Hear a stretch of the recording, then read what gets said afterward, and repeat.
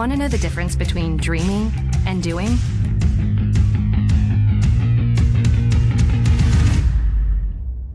Yeah, pretty much everything.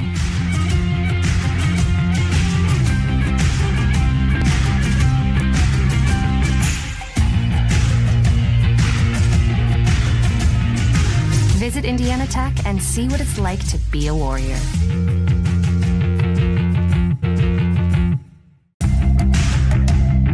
Tech goes by many names.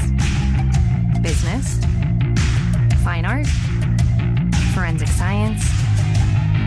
Some think it's just technical. But really, tech means everything.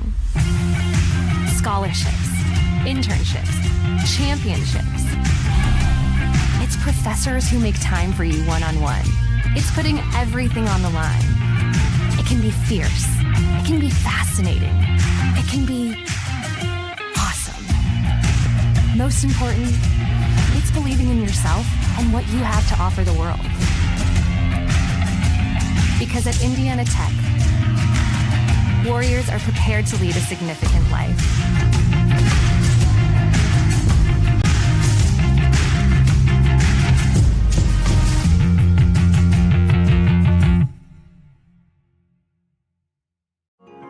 You're busy.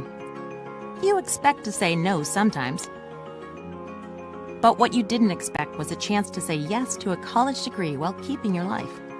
Indiana Tech is now offering Chicago area students undergraduate and graduate degree opportunities taught online by experienced faculty who care. Learn more at one of the new Indiana Tech enrollment centers in Naperville or Wilmette. I can turn this in early? Sure, whenever you're ready. Embrace the unexpected at Indiana Tech.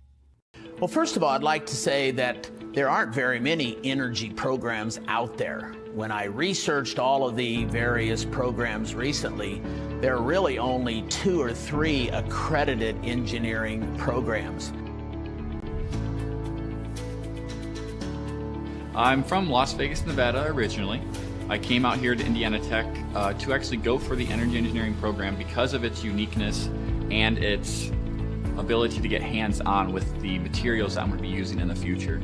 Well, a few of the things I think that sets Indiana Tech apart is, number one, you have very small classes. You have very close relationships with your professors. When you have a class of 10 people, it's much easier to get to know the professor and get in contact with him than if you have a class of 30, 40, or 50. You're going to have the same professors for the majority of your classes. You're going to have the same classmates for the majority of your classes. The more practical applications come in all the subsequent energy engineering classes. He transfers in a class that right after they're leaving the classroom, and the board is filled with calculus. So in order to understand a lot of these topics, they're going to need to understand the calculus there. Calculus is the study of the rate of change, how fast things change. And depending upon whether it's energy engineering, industrial engineering, or whatever, they're going to need to use that and apply that. Professor Romary, he stands out to me the most right now because when I first got here, I had to take calculus, Calc 1, Calc 2. And he's one of the professors that teaches it. And he was a very kind and helpful guy, and he did whatever he could to help us out. He was very funny, always had a way of creatively teaching calculus to us that not a whole lot of people can do. And I think that and how he did it is going to be something that's going to stick for me for a very long time. The field work that Indiana Tech can provide here is, for example, we have a 10 kilowatt windmill that the students can work with. We have a geothermal system for a couple of the buildings, for Utangsu and for Zollner, that uses geothermal principles to heat and cool the buildings in the summer and the winter. The PV array system, training system that we have down here in the basement allows us to wire up the panels we have down in the basement to set it up as a off-the-grid system or a battery bank system, which helps us because we can see every component of the system actually intertwining and how they work together, which is something that may not be easily visible when you're on the job site in a career. So definitely my internship at SuperValue Incorporated was a very, very beneficial program for me to be in. It was more based on the process and logistical side of engineering of my degree, not necessarily the design aspect. It helped me really learn how the most efficient way to do a task and some of the boundaries that come with trying to make things more efficient. One of the things that we've been very fortunate here at Indiana Tech is that we've had a grant through AEP to help subsidize our students in taking some of the various trips in spring break. Over the last 4 years, I have taken, along with a couple of other chaperones, I've taken almost a couple of dozen students to a trip to Germany and Switzerland that focused on renewable energy. We've gone to Iceland last year, focusing on geothermal energy, and we just recently returned from a trip to Costa Rica. Just last year, I went to Iceland with a couple of our peers, not even just energy engineers, but a couple of other engineering majors went along with us. And for me, that was the highlight of my college time. I mean, we learned a lot about like geothermal systems and how they converted to a country of basically like ran just by geothermal. But it wasn't just learning about that, it was also learning about their culture as well, you know, and the past and the history and where they plan to go in their future. And all those things combined, I think, really kind of defines my experience here in Indiana Tech. You can be the smartest engineer in the world, but if you cannot talk to or work with other engineers and non-engineers, it's very hard to get anything done. I try to teach my students that while you may not like writing, it's going to be a part of the job. You have to communicate. If you're doing experiments or testing hardware in the lab, you need to write it up so that other people know what you did, and the customer may want to know what are the results of that test. Something I would remember most about the faculty would be just the one-on-one aspect of it and how open they are to hearing your problems and concerns and willing to assist you. Indiana Tech, with the class sizes being so small, you really get that one-on-one talking, everyday type relationship with your advisors and your professors. And having that is key to success, I feel, because being able to communicate with them and actually get your problems and questions across is going to help clarify things for you while you're in classes in school, which is going to set you up for success. Welcome to the Summit City, home to the 260's dedicated high school athletes and fans. Each victory and celebration captured by our camera. Treasure the highlights from the Summit Athletic Conference this season, or complete games live or on demand. After all, nobody's more proud to call Fort Wayne home than SummitCitySports.com. Want to know what it means to be a warrior?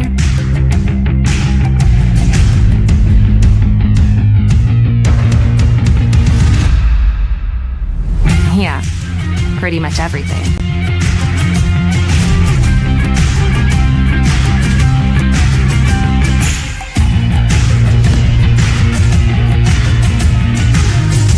Visit Indiana Tech and walk a mile in a warrior's shoes. You want to know what's possible at Indiana Tech?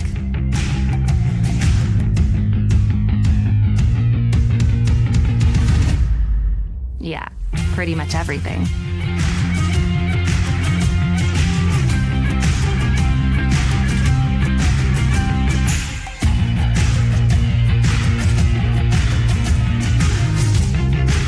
Visit Indiana Tech and see what it's like to be a warrior. Good afternoon, everybody, and welcome in here to Warrior Field as we're getting set for some softball action here between the Rochester Warriors and the Indiana Tech Warriors.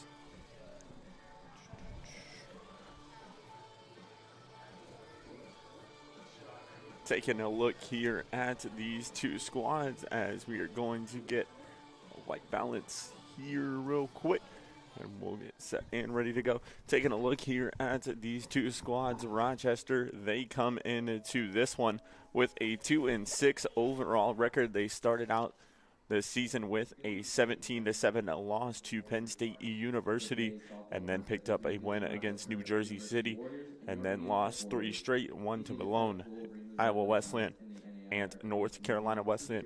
We're going to go ahead before we get started here real quick and turn it on over here to our PA announcer for lineups and the national anthem here live. Thank you. Now let's meet tonight's starting rosters. First for the visiting Rochester University Warriors. In the field, number 1, Abby Wilkes. Number 3, Chloe Wolf. Number 28, Emma Cronkwright. Number 30, Michaela Orman. And now the starters. At left field, number 40, Jaya Forti. At center field, number 8, Audrey Soares. At shortstop, number 17, Alicia McCowell. At third base, number 31, Sarah Hall. At first base, number 25, Tessa Gage. At right field, number 2, Kylie Dillard. At second base, number 12, Georgia Alicio Verney. At catcher, number 10, Victoria Dupuy. And on the mound for Rochester, number 4, Peyton Parrish. Rochester is coached by Leah DeCristofaro and assisted by Frank DeCristofaro Sr. And now for your Indiana Tech Warriors. In the field, number 1, London Santos. Number 2, Brooke Hughes. Number 4, Kaylee Kugler. Number 8, Savannah Bravo. Number 10, Carly Basham. Number 11, Amanda Parker. Number 14, Carly Walter. Number 15, Carmen Rosado. Number 17, Kelly Pangalo. Number 19, Marie Truba. Number 24, Allie Forster. Number 25, Kendall Smith. Number 28, Madison Miller. Number 29, Jackie Piper. Number 38, Haley Pruitt. Number 55, Alexis Galloway. And now the starting lineup for your Warriors. A sophomore at left field from Pontiac, Illinois, number 13, Alyssa Fox. A freshman at third base from Dyer, Indiana, number 20, Katie O'Dravenack. A senior at first base from Lima, Ohio, number 21, Kennedy Sullivan. A sophomore at DP from Chino, California, number 12, Cara Liger Caparo.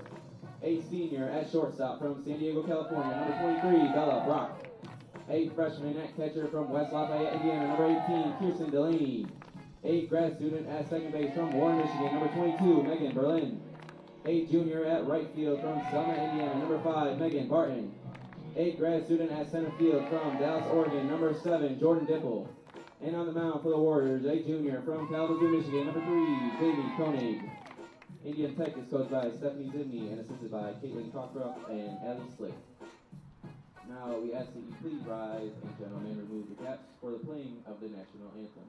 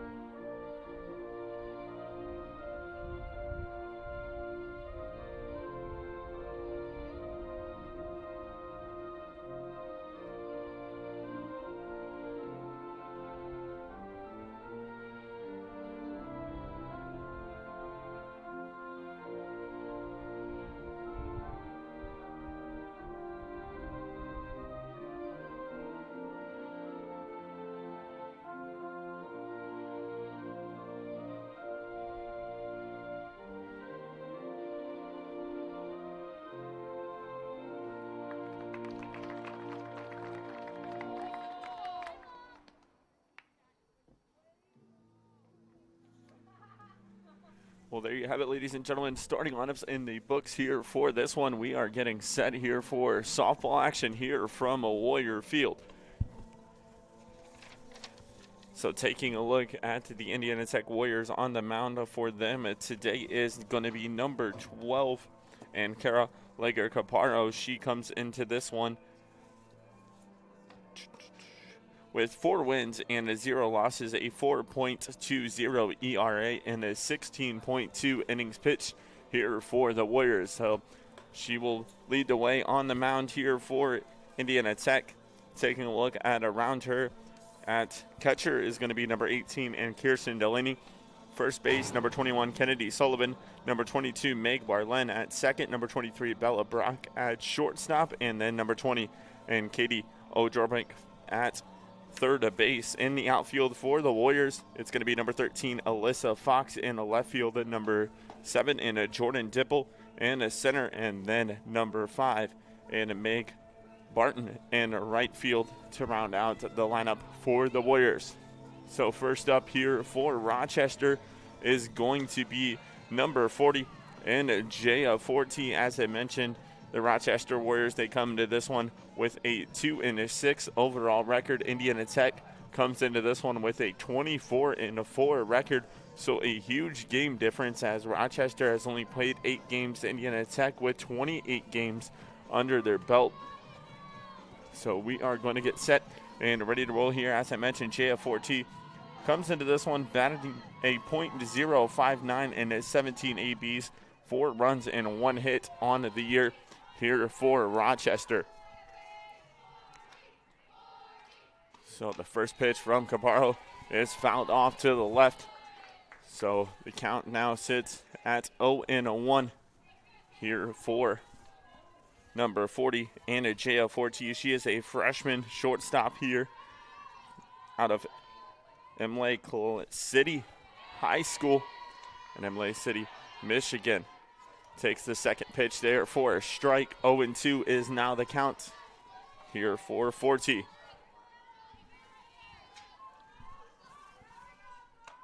Third pitch on the way, and that's a strikeout there for Caparro. And then that gives her the K, as she now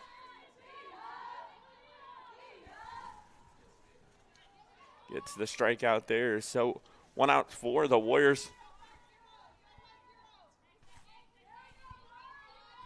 So now up to the plate here for Rochester is going to be number 8, and Audrey Soros at the plate now here for Rochester. First pitch on the way, it's fouled off just right in front of the Rochester dugout here to the left of us for an 0-1 count.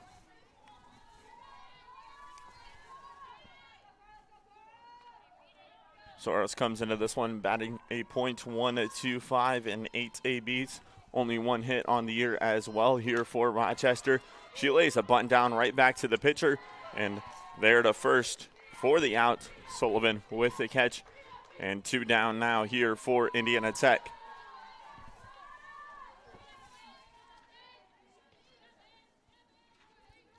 Caparro just on that first strikeout picked up her 10th strikeout on the year on the mound there for Indiana Tech. So number 17 and Alicia McConnell, the shortstop, now up to the plate here for Rochester. The pitch a bit high there, ball 1. 1-0 is now the count. McConnell comes into this one batting a .267 and 15 ABs, has 4 runs and 4 hits on the year here for Rochester. That second pitch, low, ball 2. 2-0 is now the count. No home runs on the year here for Rochester. And this Warriors squad. That third pitch is fouled off here to the near side. 2-1 now the count here for McConnell. McConnell is a junior out of Perry, Michigan. Went to Oakland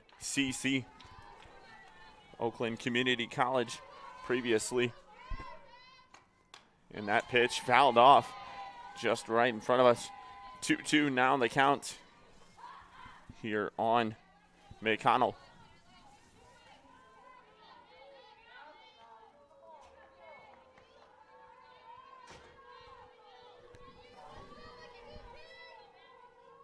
So 2-2 the count now here. That one just a bit low. Nice framing job there. 3-2 count is full here for McConnell. She looks to get the first base runner here for Rochester. But we'll see what Caparro has to say about that. The pitch on the way. It is there, and high. So ball 4. So that is going to send McConnell to first base with a runner on here for Rochester. And now up to the plate is going to be number 31, Sarah Hall. She is playing third base here today, the freshman out of Almont, Michigan. She comes into this one batting a .375 in 16 ABs, 3 runs and 6 hits on the year here for Hall. Pitch on the way, just a bit inside, but they're going to give it a strike. Nicely done behind the plate there, behind the catcher. And number 18, Kirsten Delaney.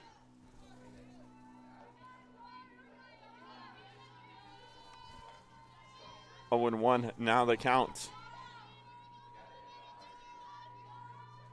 Pitch from Caparo on the way. They're going to go ahead and give her another strike. 0-2 is now the count here for Hall. She is the leading hitter on the year here for this Rochester squad. As I mentioned, batting a .375. That one going to roll just foul right in front of the Warriors dugout here to the right of us. It's Warrior Park. So 0-2 the count sits. 2 outs. Runner on first here for Rochester. As McConnell sitting on first base here for the Warriors. To the pitch delivered. It's going to be fouled off here to this near side. So we'll get another go out of it. The 5th pitch here in this at bat for Caparo.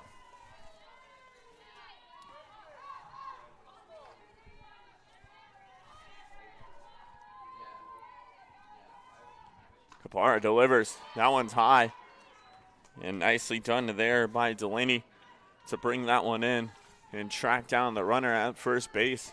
It looked like she was going to take off, took a little jump on it, but nicely done behind the dish by Delaney to keep her from moving. And they're going to give Caparo the strikeout, her 11th on the year there for Indiana Tech. So no runs scored there in the first 4. Rochester will head to the bottom. You're watching Indiana Tech softball here live on SummitCitySports.com. Want to know the difference between dreaming and doing?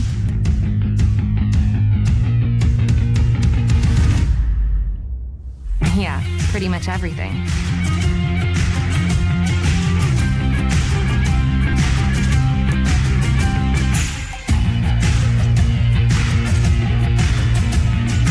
Visit Indiana Tech and see what it's like to be a warrior. Want to know what it means to be a warrior?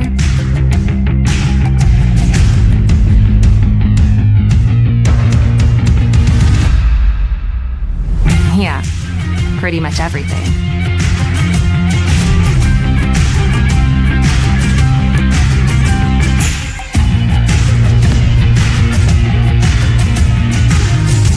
Visit Indiana Tech and walk a mile in a warrior's shoes. Back here live out at Warrior Park as we're heading into the bottom of the first. A good outing there for Caparo in that top of the first with 2 Ks. And then a ground out did take 1 walk. So now up to the plate here for the Warriors. It's going to be number 13 and Alyssa Fox as she'll come up to the bag here batting a .282, 71 ABs here on the year for Fox. She does have 24 runs, 20 hits, 1 homer, and 11 RBIs.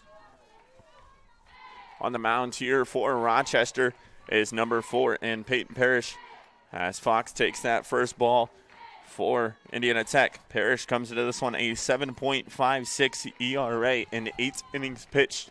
So not a lot of work done here for Parrish, the sophomore out of St. Charles, Michigan, as ball 2 delivered there for Fox.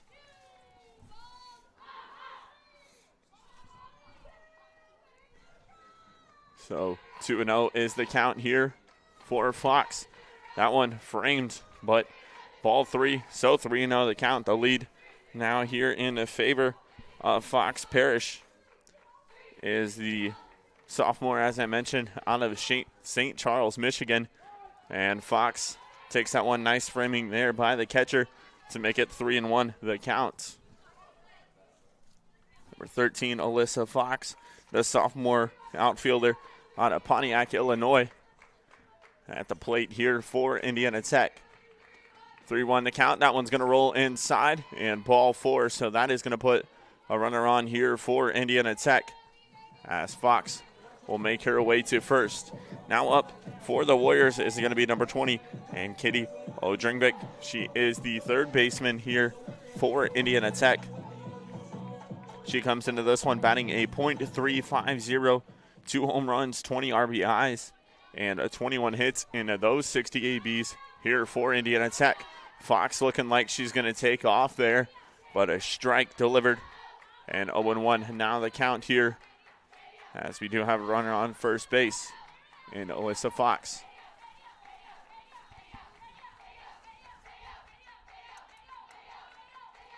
So 0-1 now the count here. Parrish going to get the look into the dugout here for the call. Pitch delivered. Looks and showing bunt here, but Fox is going to take off there to second, and she gets the stolen bag for Indiana Tech. So she'll sit at second base, and nope.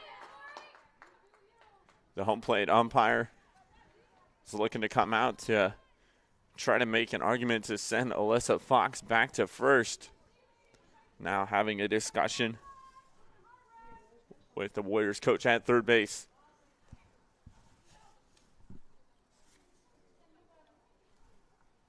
So we will see what the turtle call is here, as the home plate umpire now going to go and discuss things with the outfield umpire. And we will see what the call is here. And Fox going to make her way back to first base here for Indiana Tech. And they're going to call Odringvik out there. Not sure what exactly the ruling was, but so it's going to be 1 out now here. And that is going to bring up number 21 here for Indiana Tech and Kennedy Sullivan, the first baseman here for the Warriors. Fox looking to take off here once again. That one delivered for a ball, 1-0 now the count. Sullivan comes into this one batting a .316, 38 ABs, 5 runs and 12 hits here on the year for Indiana Tech. 1-0 the count. Pitch delivered. Sullivan with a nice hit there down the left field line. Fox looking to show off the third, but runner's going to hold. So we'll have runners now here at first and second. Nice hit there by Sullivan to get a piece of that one right down the left field line. So Cara Liger-Caparo comes in, and she'll head to the dish here for Indiana Tech. Caparo comes into this one batting .382 on the year. 3 homers. Did have a homer last week in the finish on Friday of the doubleheader. So Caparo now to the dish with 2 runners on here for Indiana Tech. So they're looking to do some damage here in the bottom of the first. That one placed high, 1-0. Now the count here for Caparo.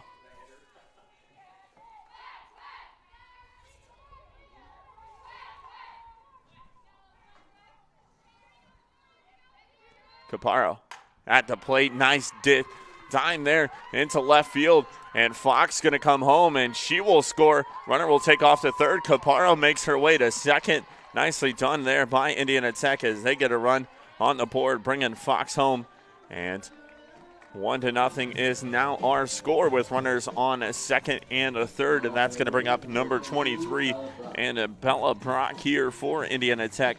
Comes into this one batting a .293. She'll have 2 runners on with just 1 out here for Brock. Brock is the senior out of San Diego, California. As you can hear her walk-up song, little California action. So 1 out on, 1-0 Indiana Tech with the lead. As Brock makes her way to the plate. Runners on second and a third. That one placed inside there. And it'll be 1-0 the count here now for Peyton Parrish.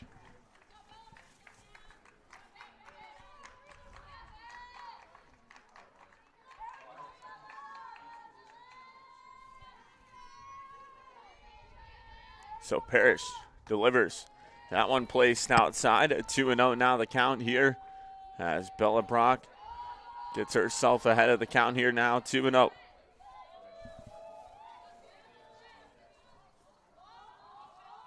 So Brock with 2 runners on here. That one will be placed high once again. So 3-0 now the count here. Bella Brock looking to take advantage of this.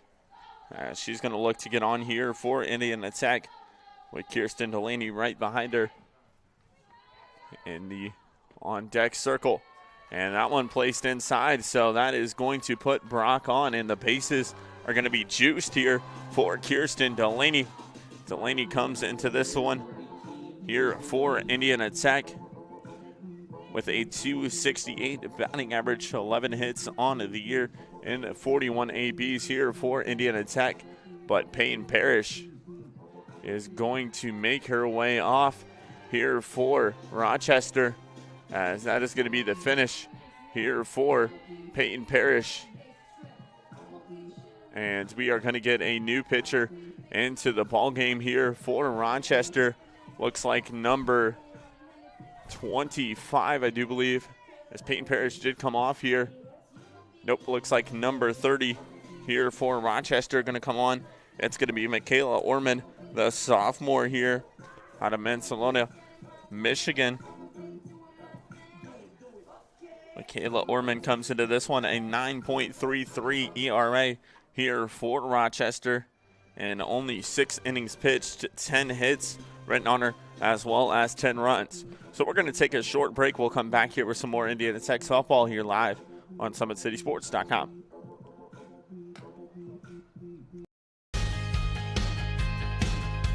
From the first day, I felt very welcome at Indiana Tech.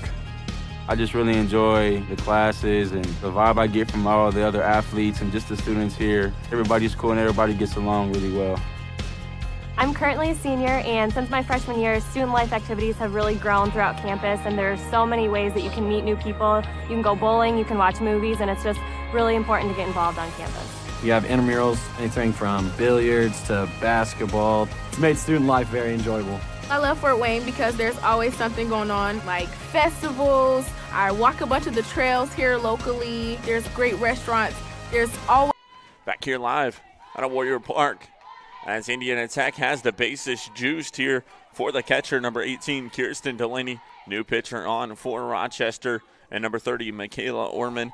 She is, as I mentioned, the sophomore out of Mansalona, Michigan. So it is going to be Delaney at the dish. She knocks one, and that one is going to go foul and over the street, across the way into the neighborhood here to the left of us. So 0-2 now the count here for Kirsten Delaney. Delaney, as I mentioned, comes into this one batting .268 here for Indiana Tech. That one delivered high, 1-2 now the count here.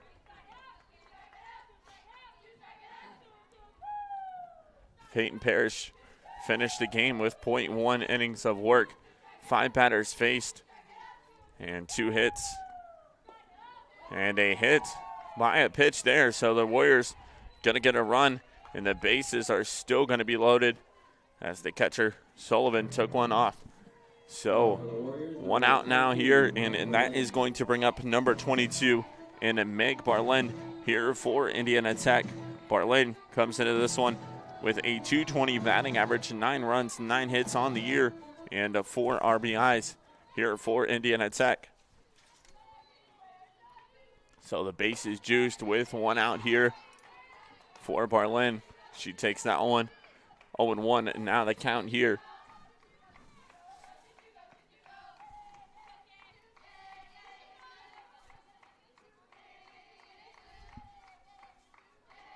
Orman delivers. That one knocked left field, and that one going to go foul there as the wind blowing towards left. That was a straight rip there from Barlin, but that one goes foul. So 0-2. Now the count here with 1 out for Meg Barlin. That one delivered high, 1-2. Now the count here. Bartlane, the graduate out of Warren, Michigan, here for Indiana Tech. As she is playing second base here for the Warriors. Another one delivered high, 2-2, now the count.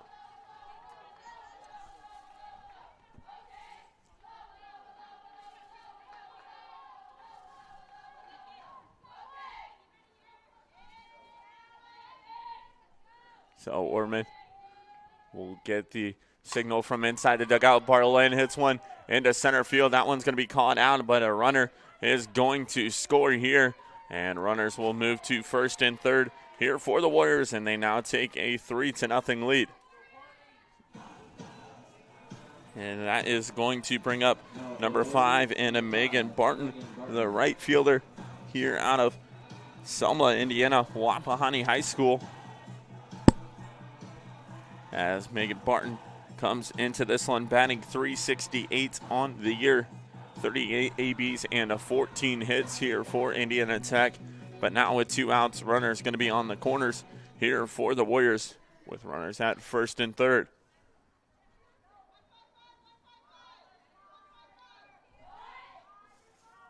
So Orman gets the signal from the dugout.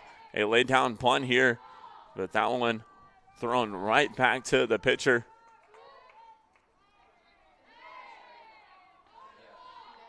So 0-1. Now the count here for Barton. She'll make her way back up to the dish. Tried to lay down a punt there to advance the runner to second. She'll signal down for another bunt. That one gets away from the catcher. Runner's going to go to second, and the runner's going to score from third. And number 18 for Indiana Tech and Kirsten Delaney going to make her way all the way to third. And that'll put a runner on third here now for Megan Barton as the Warriors now take a 4-0 lead.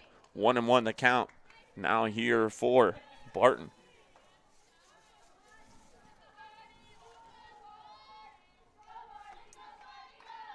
So the junior at the dish now here for Indiana Tech. She sends one right back to the pitcher. That one going to be thrown to first, and that is going to be the final out of the inning. So the Warriors tack on 4 runs there in the bottom of the first. You're watching Indiana Tech softball here live, presented by SummitCitySports.com. Want to know the difference between dreaming and doing?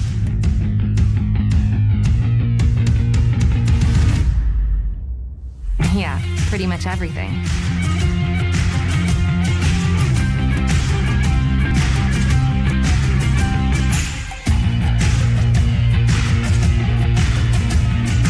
Visit Indiana Tech and see what it's like to be a Warrior.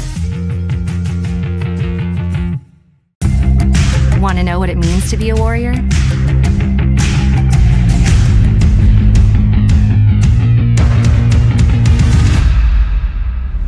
Yeah, pretty much everything.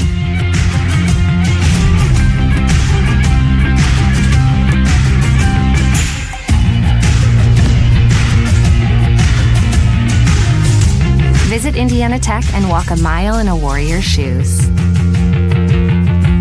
Right. We're back here live at Warrior Park as we're getting set for the top of the second. The Warriors did some damage there in the first, in the bottom, getting 4 runs. And Caparo going to make her way back on the mound here for Indiana Tech. 2 strikeouts in that first inning, walked 1 batter.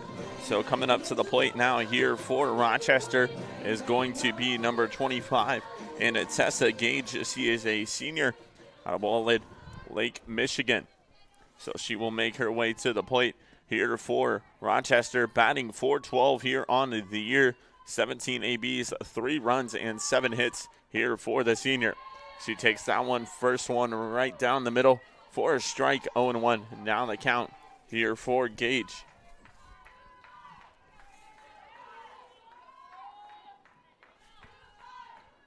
Caparo delivers. Nice pitch there as that one gets inside. But Gage took a swinging hack at it. 0-2 now the count.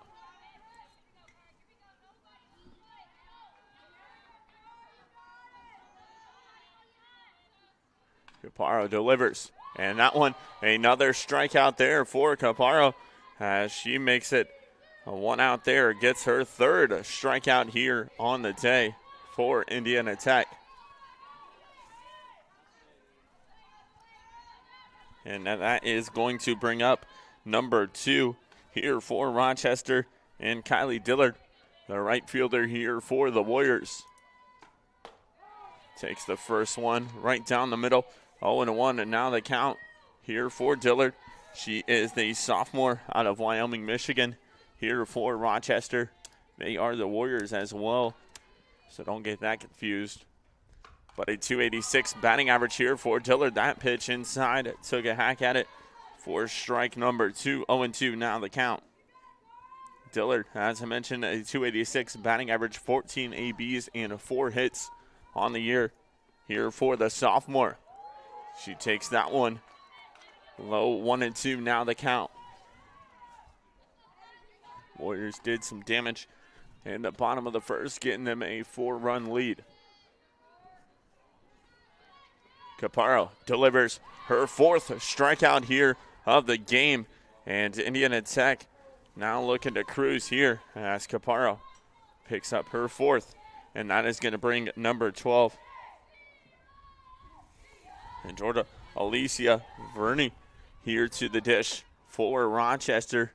Comes into this one batting a .167 here for the Warriors. That one taken for a strike. 0-1 now the count.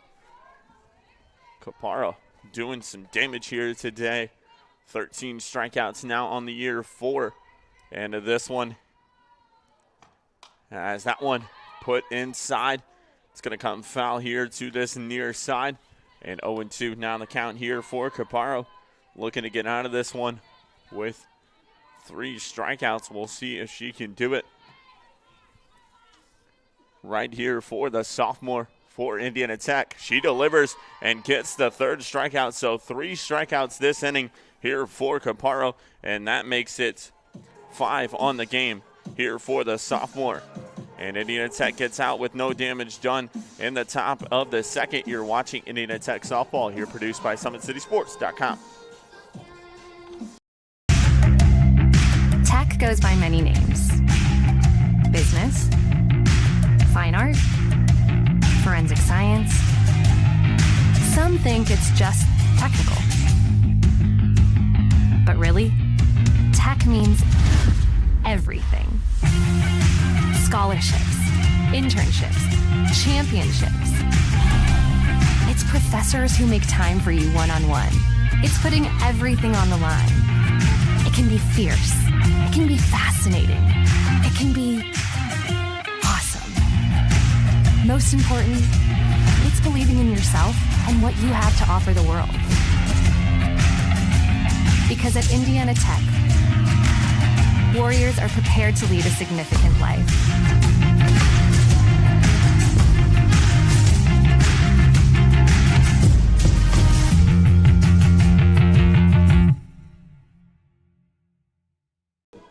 Back here live at our Warrior Park, Jordan Dipple now to the plate here for Indiana Tech, the center fielder here, graduate out of Dallas, Oregon. Takes that first one low. 1-0 now the count here for Dipple. Comes into this one with a .491 batting average. 1 home run, 12 RBIs here on the year, as well as 27 hits. Those 27 hits lead the way here for Indiana Tech. She puts one right to the 3rd baseman, caught for an out. And 1 out now here for Indiana Tech. It's going to bring up number 13, Alyssa Fox, as the Warriors make their way back to the top of the order. So Fox is going to come back up to the dish here for Indiana Tech. Did score a run off her walk in the first. That one pitched there just a bit outside. 1-0 now the count here for Fox.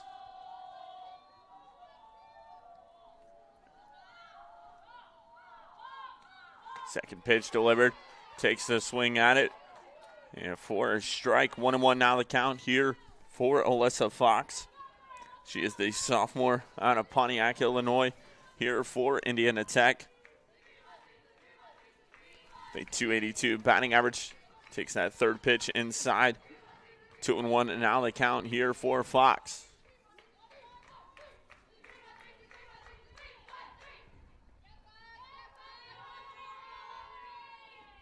Pitch delivered.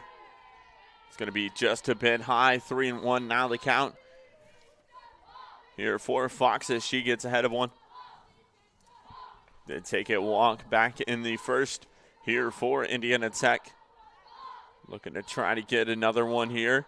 And that one going to be thrown outside. So Alyssa Fox with 2 walks here on the afternoon. She'll make her way to first with 1 out here for Indiana Tech.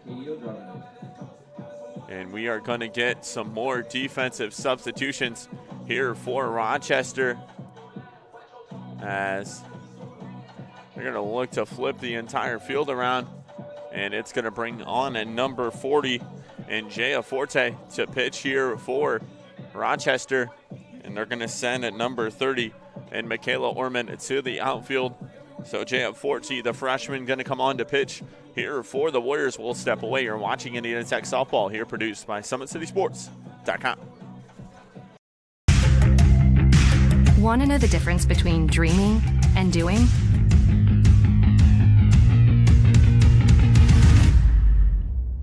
Yeah, pretty much everything.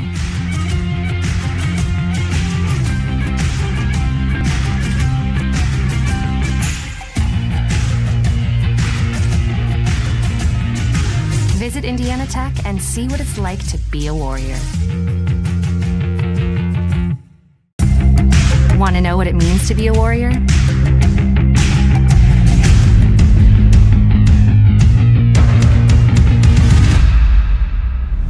Yeah.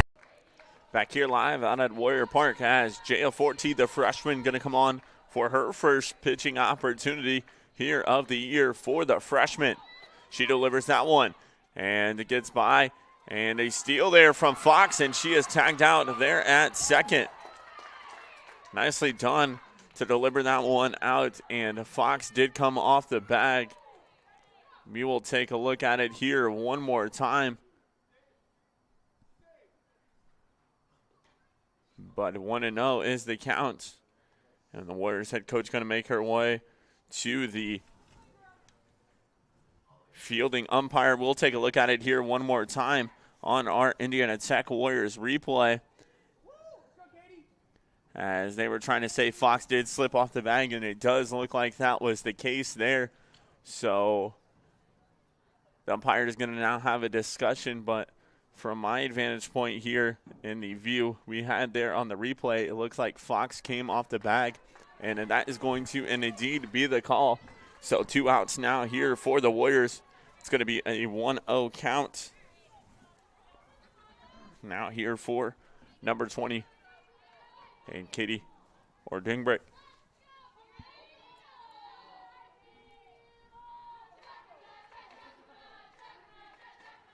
Takes that second pitch inside there for a ball. 2-0 now the count.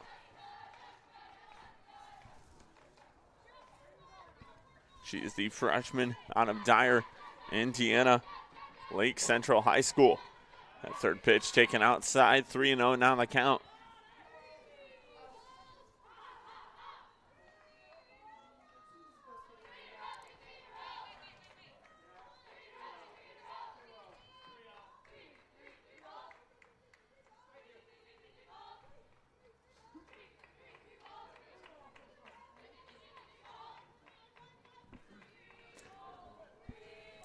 So the umpire behind the dish came out to make 3-0 now the count here, and that one's going to be delivered high, so it's going to be another walk here, and the Warriors going to have a runner on now here for the first baseman, number 21, and Kennedy Sullivan. So Sullivan going to make her way back to the plate here for Indiana Tech. She did have a hit there in the first inning for the Warriors. So Sullivan on, takes that one low, 1-0 now the count. 4 walks on the evening here by Rochester pitchers, so Indiana Tech using that to an advantage point.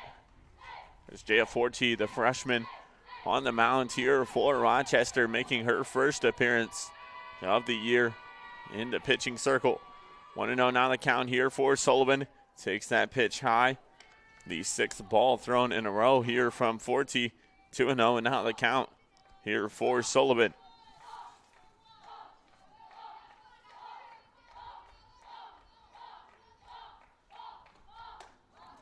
That one delivered high once again. 3-0 now the count.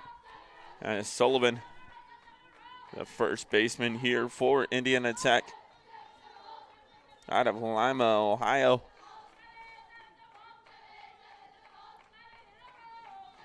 This is the 4th pitch of the AB, delivered from Forte, and it is low.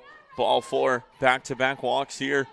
And the Warriors now with 2 runners on, first and second, and that is going to bring up Carlager Caparo here to the plate for Indiana Tech, doing outstanding stuff on the mound here for the Warriors. 5 strikeouts here for Caparo. She is the sophomore out of California at the plate here for Indiana Tech, as she is hit there by that pitch. So the bases now loaded here once again for Indiana Tech, and that is going to bring up number 23, Bella Brock, here to the plate for the Warriors. She'll have the bases loaded once again here for Indiana Tech. Jaya Forte going to make her way back to the mound after getting some instructions here by the catcher. So Bella Brock now to the plate here for the Warriors once again. Speaking of California, opening day here in Major League Baseball, as the softball college season has already pretty much been going through, but opening day in Major League Baseball, as that one delivered low, a 1-0 now the count here for Bella Brock. Brock took a walk in the first inning, did score a run here for Indiana Tech, as she's at the dish now here for the Warriors. 1-0 the count here for her. That one taken up high again. 2-0 now the count here for Bella Brock, this senior out of San Diego, California.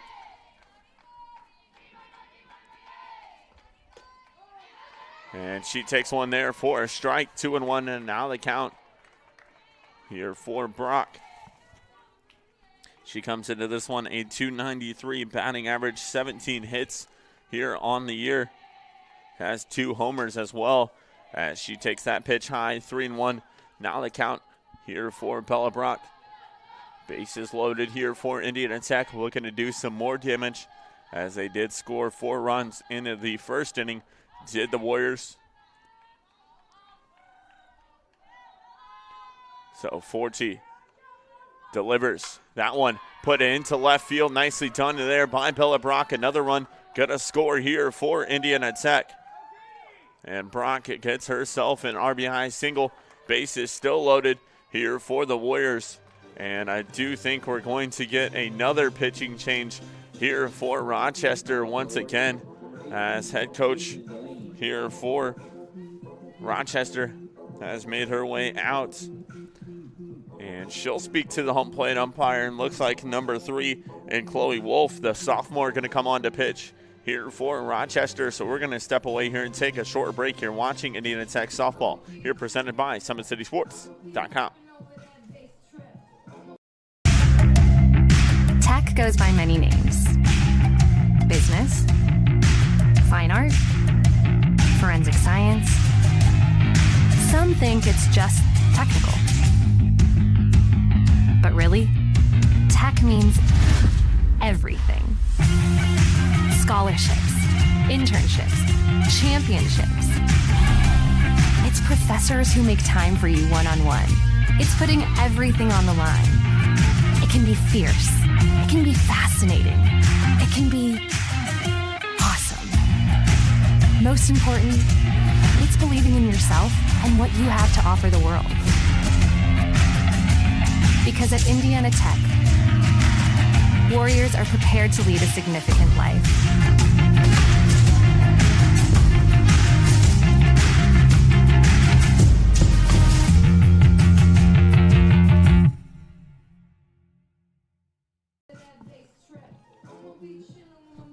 Back here live out at Warrior Park, a new pitcher on here for Rochester, as it is going to be number 3, Chloe Wolf. The sophomore comes into this one with a 7.88 ERA in 8 innings pitched here for Rochester. So the Warriors looking to continue to damage with 2 outs here. They have a 5-0 lead.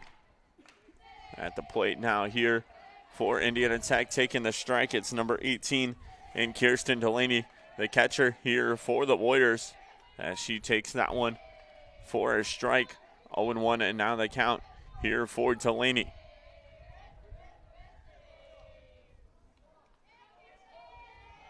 Delaney did get hit by a pitch into the first inning here, so we'll see if she gets a look at it.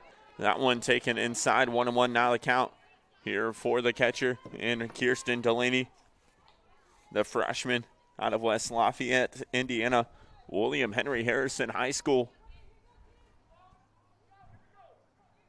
Just a few hours south here as Delaney takes that second pitch. She rips it to the shortstop, and that one's going to be hauled in for an out. So the Warriors get one here despite all the damage. We're going to go ahead and take a short break here watching Indiana Tech softball, here presented by SummitCitySports.com. Want to know the difference between dreaming and doing?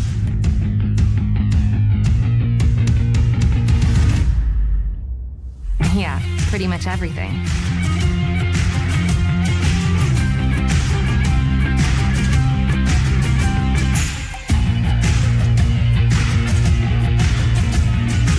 Visit Indiana Tech and see what it's like to be a Warrior.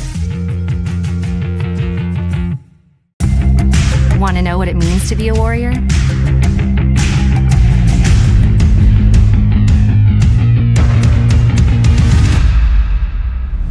Yeah, pretty much everything.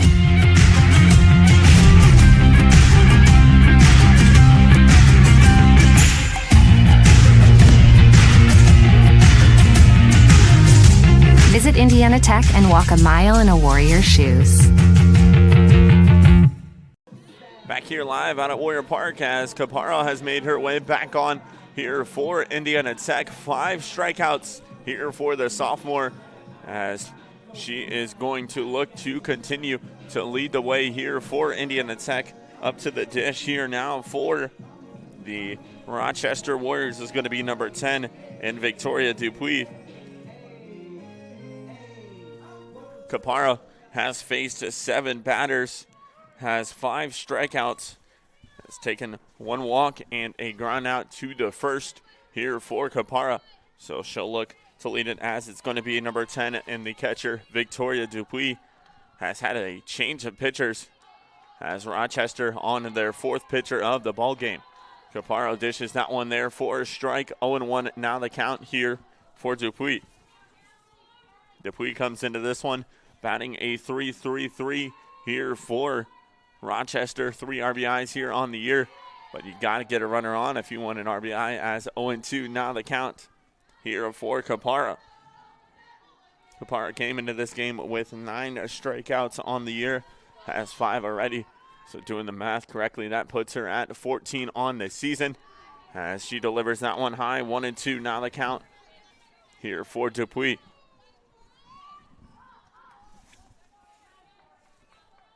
Dupuis is the senior out of Windsor, Ontario, and she takes that one for a strike. Another one here for Caparo, her 6th on the game here for Indiana Tech, and that puts her at 15 strikeouts on the year here for Caparo. So that is going to bring up, I believe, the pitcher here for Rochester in number 3, Chloe Wolf. Caparo takes that one, gets right on the corner. 0-1, now the count.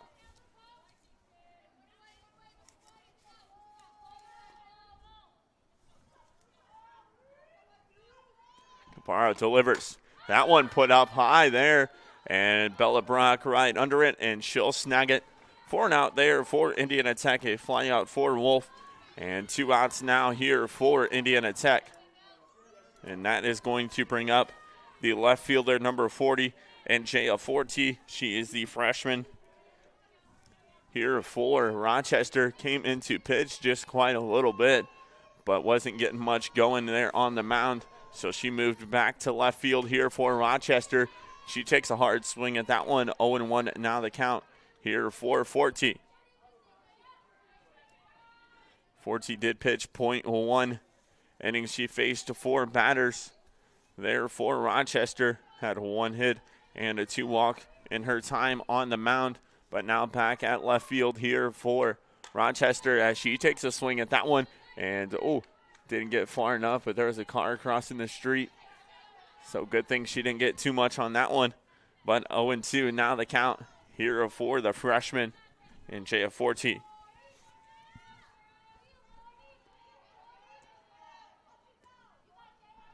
So Caparo delivers. That one came off just a bit weird. 1-2 now the count here for the freshman and Forte. 5-0 is our score. Indiana Tech with the lead. Got 4 runs in the first inning and 1 run in the second, despite all the hitting damage there from Indiana Tech. Forte gonna foul that one back. 1-2 still the count as the freshman stays alive here for Rochester.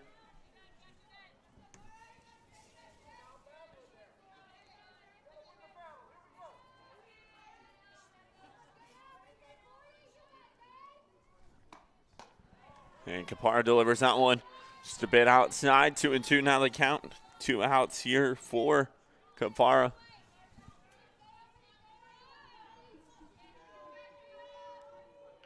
As she gets set and delivers this one. And didn't make it quite to the catcher. A low one there. So a full count now here for Forte. 3-2 is our count. Forte going to make her way back into the box here for Rochester. As Caparo delivers, puts that one outside, so a walk here. We're going to get a runner on for Rochester as Jaya Forte, the freshman, makes her way on here for the Warriors. And that is going to bring number 8 and Audrey Soares to the plate here for Rochester, the center fielder. Comes into this one batting .125 here for the Warriors. The sophomore out of West Branch, Michigan, takes that one a swinging strike. 0-1 now the count here for Aubrey Soares.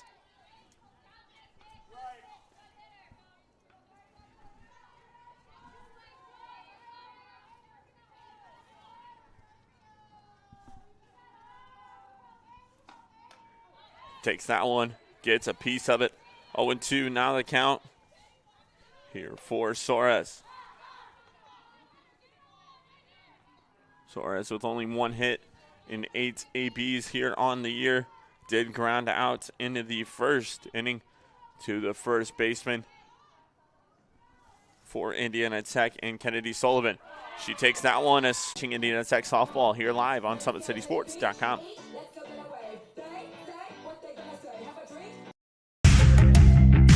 Want to know the difference between dreaming and doing?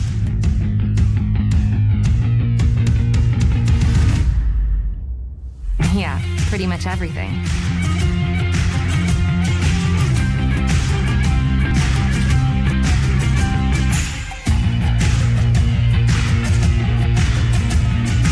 Visit Indiana Tech and see what it's like to be a warrior. Want to know what it means to be a warrior?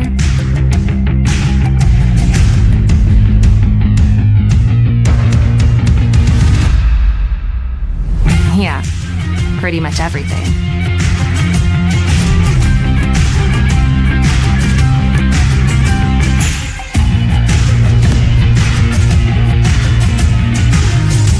Visit Indiana Tech and walk a mile in a warrior's shoes.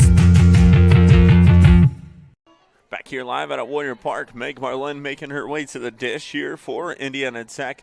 the second baseman here for the Warriors. She'll face Chloe Wolf, who finished the second inning here for Rochester. She takes that first pitch for a strike, 0-1. Now the count here for Meg Barlin.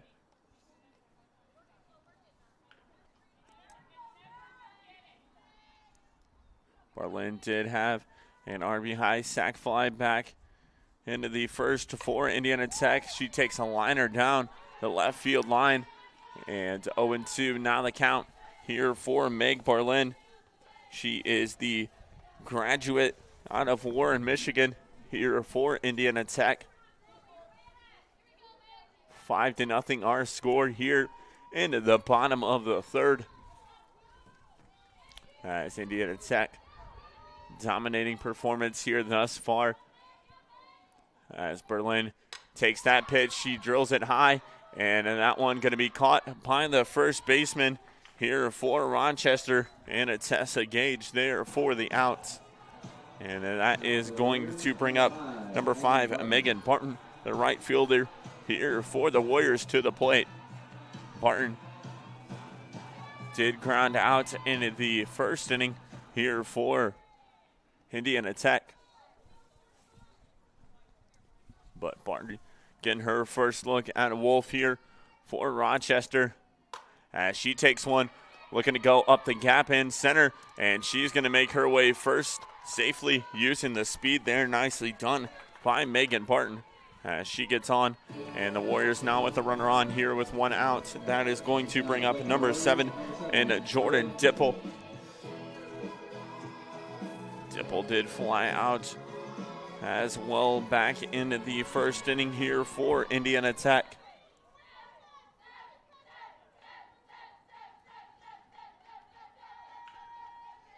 So Dipple now back to the plate here for the Warriors. She takes a running start there, and both runners are safe here at first and second. Nicely done there by Jordan Dipple. Take a look at it here one more time on our Indiana Tech replay. Took it right to the shortstop, and the speed of Megan Barton gets on to second base. So now 2 runners on here for Alyssa Fox as she'll make her way back to the plate here for Indiana Tech.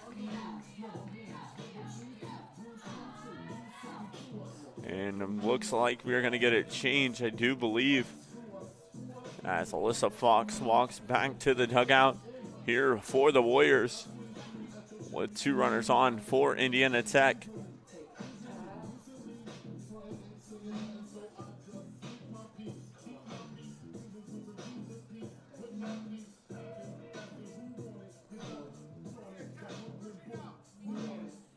So Alyssa Fox makes her way to the dugout, and that is going to bring up number 1 and London Santos, the freshman out of Cali here for Indiana Tech. Santos comes into this one, 20 ABs and 10 hits. She's batting a solid 500 here for Indiana Tech. She'll come in with 2 runners on here for Indiana Tech. Santos puts one right by the pitcher, and a runner going to be tagged out there towards second, but the ball thrown wide there for Indiana Tech, and out at second now. So that is going to be a double play for Rochester, and 3 outs now here for the Warriors. So we will head to the top of the 4th. You're watching Indiana Tech softball here, presented by SummitCitySports.com. Tech goes by many names. Business,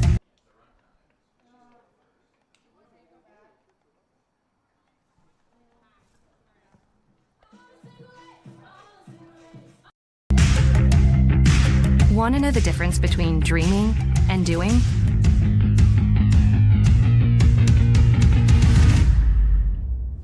Yeah, pretty much everything.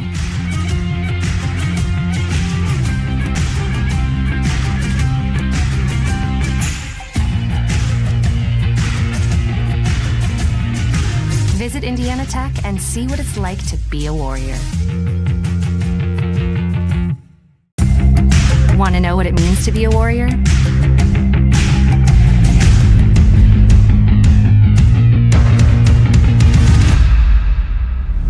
Yeah, pretty much everything.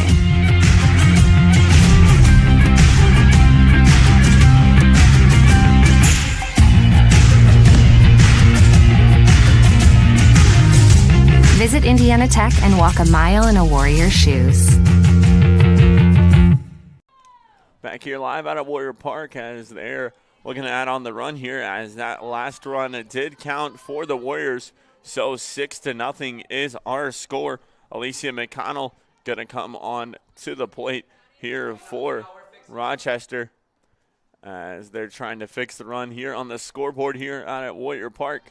But Alicia McConnell going to head to the plate here for Rochester as a 6-0 lead here for Indiana Tech.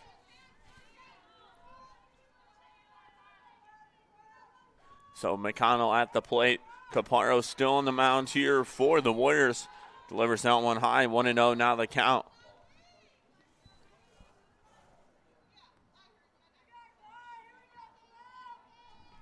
So McConnell did walk back into the first inning here for Rochester.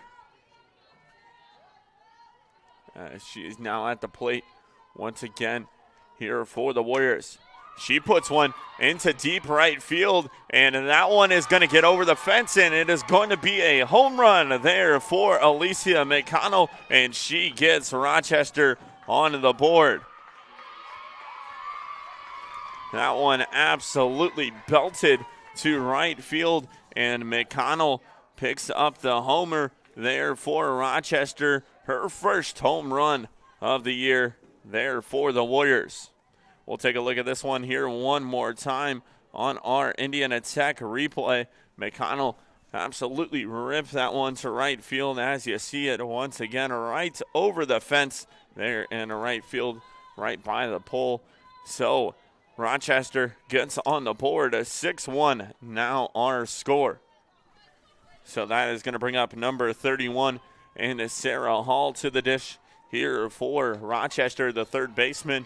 She fouls one off here to the right side. 0-1 now the count.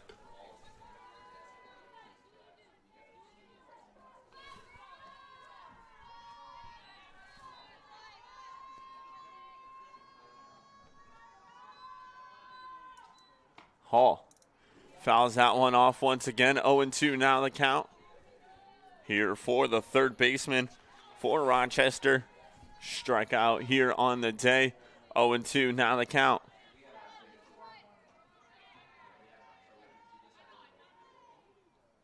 Hall puts that one up towards center field, and that one going to be hauled in there by Jordan Dipple for the out, the first of the inning. And that is going to bring up number 25 and Tessa Gage here for Rochester, the first baseman. Struck out back into the second inning here for Rochester.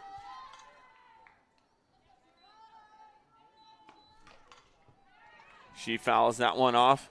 0-1 now the count.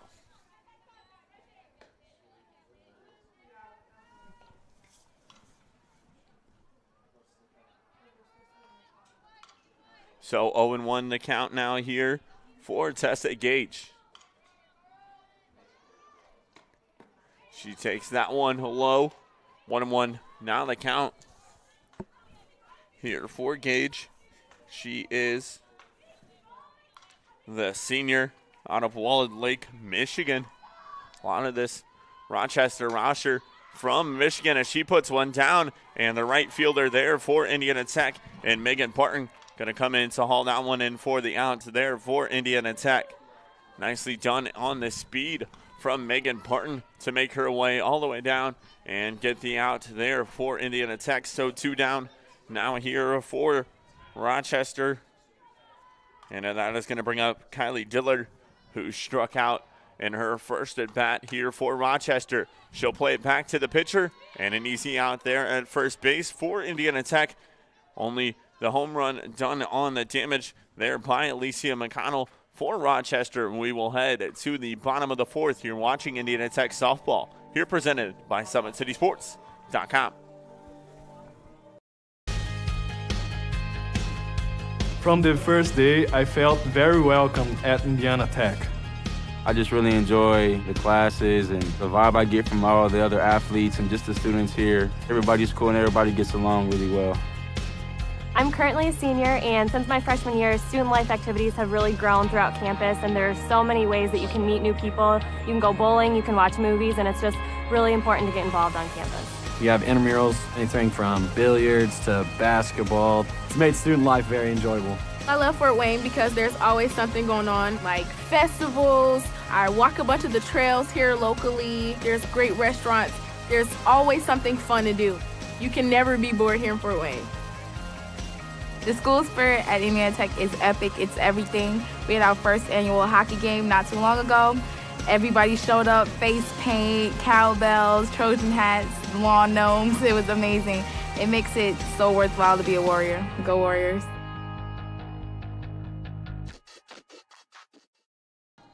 Back here live out at Warrior Park as that first pitch delivered and a side there for number 20 for Indiana Tech.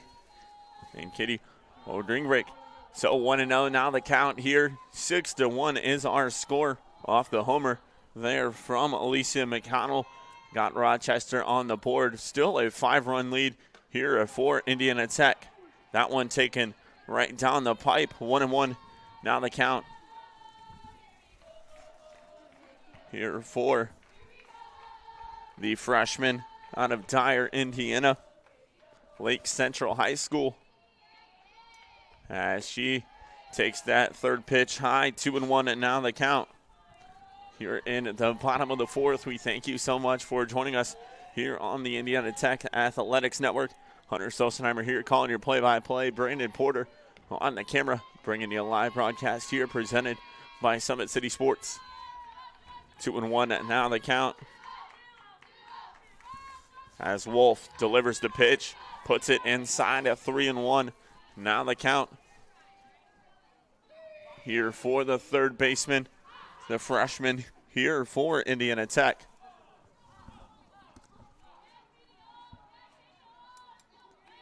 Wolf gets the signal. She delivers. That one inside, but it's going to be poked to the third baseman, and nicely done there for Rochester. Sarah Hall gets it to Tessa Gage there for the out at the first of the bottom of the fourth. And that is going to bring up number 21 here for Indiana Tech and Kennedy Sullivan. Sullivan, the first baseman here for the Warriors. She is a senior out of Lima, Ohio. She'll make her way back to the dish here for Indiana Tech. Sullivan has a run and a hit here for Indiana Tech, as well as a walk here for the Warriors on the day. Here for Sullivan. She takes that first pitch. 0-1 is the count. Now here for Sullivan. 5-run lead here for Indiana Tech. Takes that second one, fouls it right back. 0-2 now the count. Here for the freshman.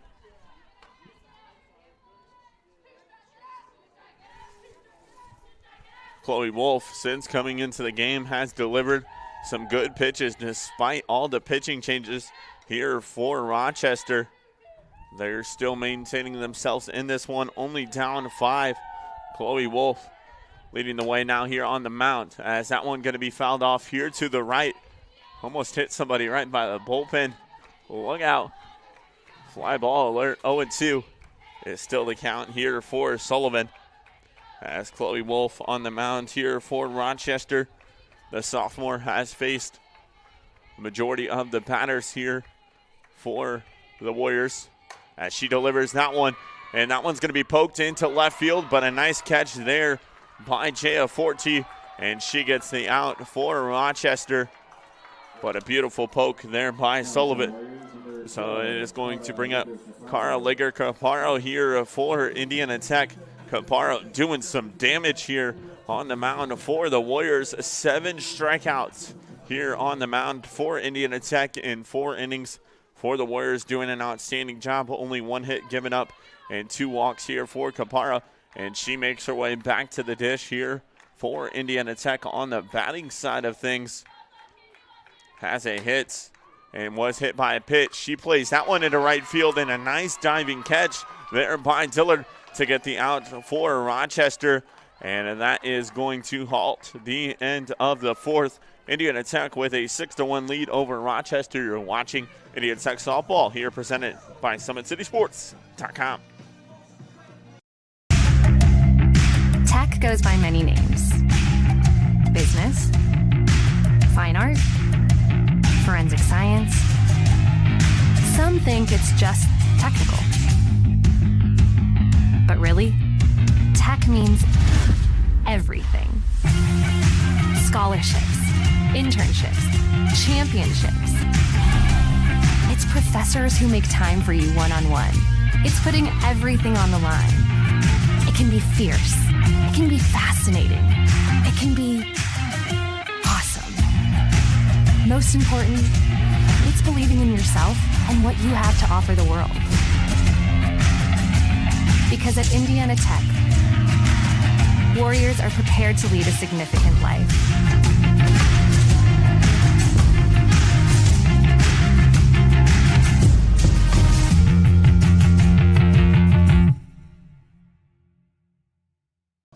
Back here live out at Warrior Park, we are in the top of the fifth. Indiana Tech with a 5-run lead. A 6-1 is our score. Caparo still on the mound here for the Warriors as she has pitched an outstanding game here thus far.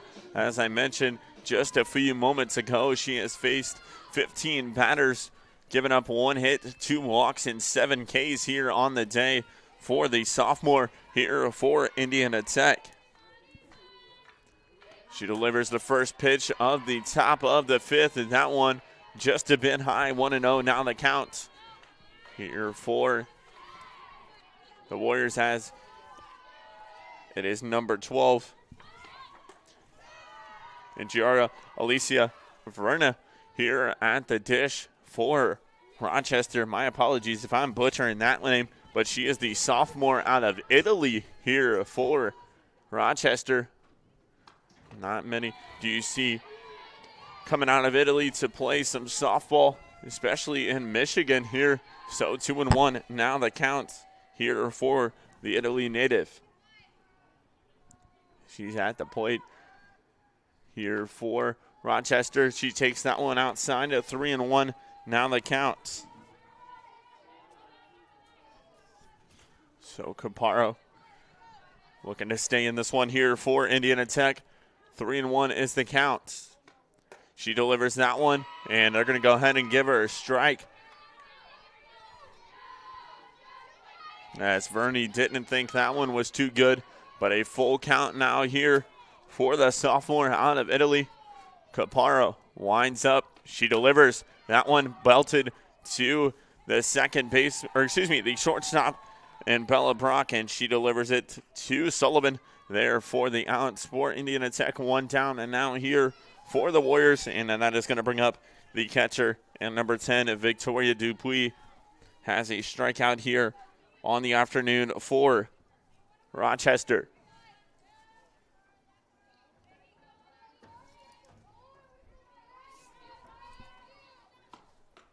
She delivers that one right down the middle. 0-1 and now the count here for Dupuis, the catcher out of Windsor, Ontario. Every other player here on this Rochester roster is a native from Michigan, besides the 2 you just seen back-to-back. That one from Italy, and then Dupuis from Ontario.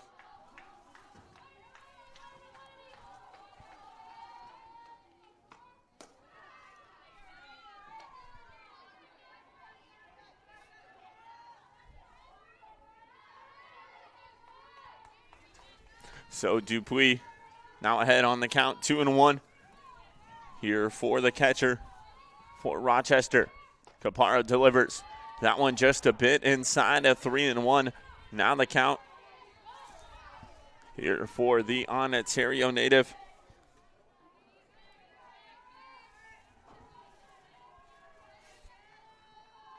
Caparo delivers, puts it inside. That one going to get down and through the left field side.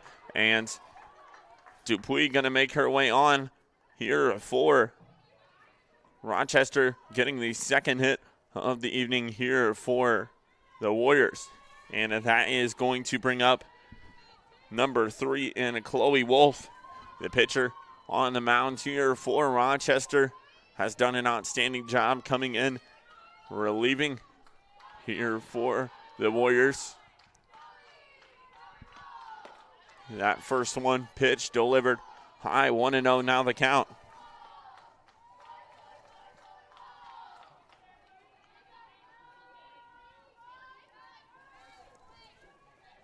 So Wolf takes that one. That one's low. And they try to get Dupuis on the tag there to first. But Dupuis makes her way back safely. 2-0 now the count here for Wolf. The sophomore out of Washington Township, Michigan. Here for the Warriors. But the catcher in Kirsten Delaney going to go out and have some words with Caparo to try to straighten some things out as a 2-0 count now here for Wolf.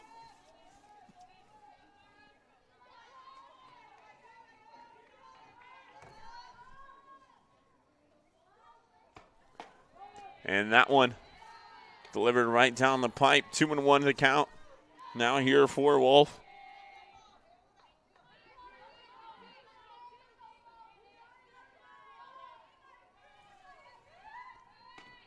Puts that one right down the middle. That one there and safe at first base, but the Warriors do get an out.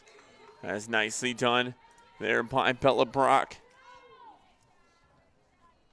And Meg Parlin teaming up there to get the out at second. Still a runner on first here for Rochester, as that is going to bring up the freshman number 40, Jaya Forti. Just had a diving catch last inning. She has a strikeout and a walk on the day here for the Warriors. Takes a swing at that one. 0-1, and now the count here for Forti.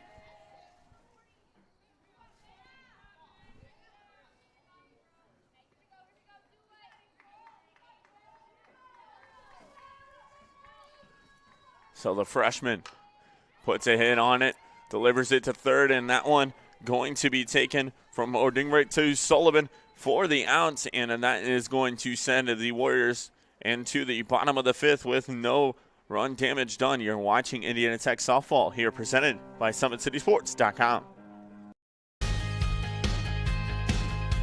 From the first day, I felt very welcome at Indiana Tech. I just really enjoy the classes and the vibe I get from all the other athletes and just the students here. Everybody's cool and everybody gets along really well. I'm currently a senior, and since my freshman year, student life activities have really grown throughout campus, and there's so many ways that you can meet new people. You can go bowling, you can watch movies, and it's just really important to get involved on campus. We have intramurals, anything from billiards to basketball. It's made student life very enjoyable. I love Fort Wayne because there's always something going on, like festivals. I walk a bunch of the trails here locally. There's great restaurants. There's always something fun to do. You can never be bored here in Fort Wayne. The school spirit at Indiana Tech is epic. It's everything. We had our first annual hockey game not too long ago. Everybody showed up, face paint, cowbells, Trojan hats, lawn gnomes. It was amazing. It makes it so worthwhile to be a Warrior. Go Warriors.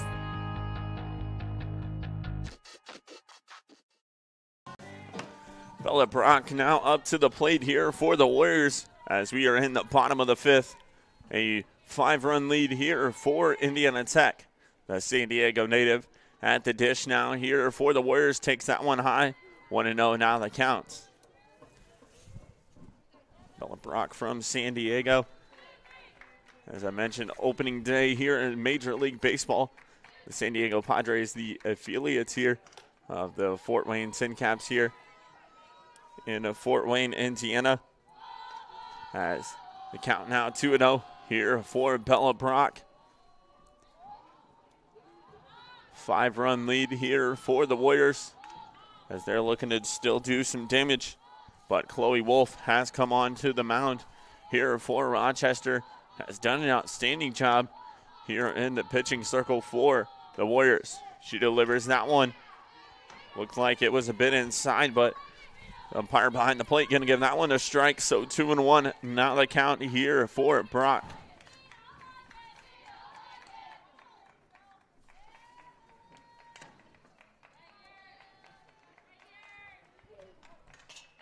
And that one belted to the shortstop right between the legs, and Bella Brock going to make her way on to first there for Indiana Tech. As that one slipped right under the shortstop and Alicia McConnell's glove. So Bella Brock on and now here for Indiana Tech. No outs, and that is going to bring up number 18 and Kirsten Delaney here for the Warriors. The catcher at the dish now here for Indiana Tech. Delaney does have an RBI. She was hit by a pitch and flew out, but it does have an RBI here for Indiana Tech. One of their 6 runs here as they have a 5-run lead. Bella Brock at first, 0-1, and now the count here for Delaney. She takes that one, and a nice rip there in between the shortstop and third baseman, and she gets on with a hit there for the Warriors. So runners now on first and second here for Indiana Tech, and that is going to bring up number 20, new hitter onto the ball game here for Indiana Tech. As it looks like number 38 on and now here for the Warriors. Hitting for the Warriors, number 38, Haley Pruitt. And then that is going to be number 38 and Haley Pruitt, the third baseman out of Worcester, Ohio. And we're going to get a pitch runner at second base as well here for the Warriors as number 4 and Kaylee Kugler, the freshman from Elizabeth, Colorado, going to make her way to second base to pitch run for the Warriors. And number 38 and Haley Pruitt going to come to the dish here for Indiana Tech. Pruitt has 25 ABs, 6 runs, 6 hits, 0 homers, and 3 RBIs, but she does have a .240 batting average here for the Warriors as they are ahead 6-1 with runners on first and second, no outs here for Pruitt. She takes that one high, 1-0 now the count. Here for the freshman third baseman out of Worcester, Ohio, went to Tri-Way High School.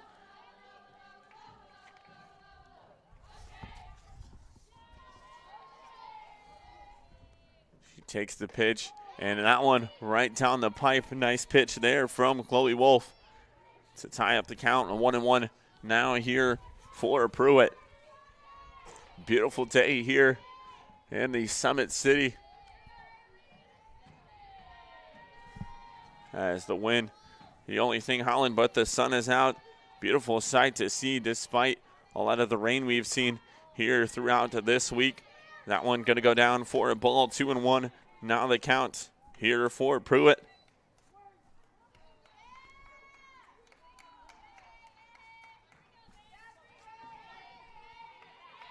So Pruitt at the dish now here for Indiana Tech with 2 runners on the bags.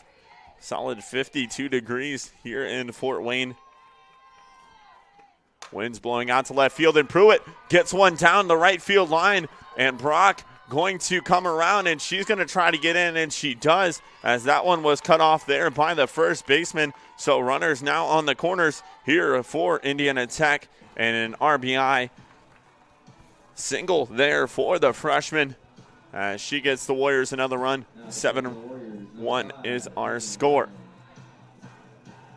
So runners on the corners now here for Indiana Tech, and that is going to bring up number 5 and Megan Barton here for the Warriors, the junior out of Selma, Indiana. Still no outs here for the Warriors, and I believe we're going to get another pitching change as Chloe Wolf going to come off here for Rochester, and a number 28 here for the Warriors, and Emma Cronkright, the sophomore out of Burton, Michigan, going to come on to pitch here after this short break. You're watching Indiana Tech softball here, presented by SummitCitySports.com.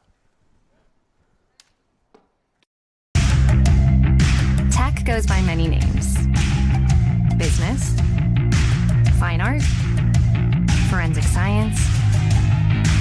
Some think it's just technical. But really, tech means everything. Scholarships, internships, championships. It's professors who make time for you one-on-one. It's putting everything on the line. It can be fierce. It can be fascinating. It can be awesome. Most important, it's believing in yourself and what you have to offer the world. Because at Indiana Tech, Warriors are prepared to lead a significant life.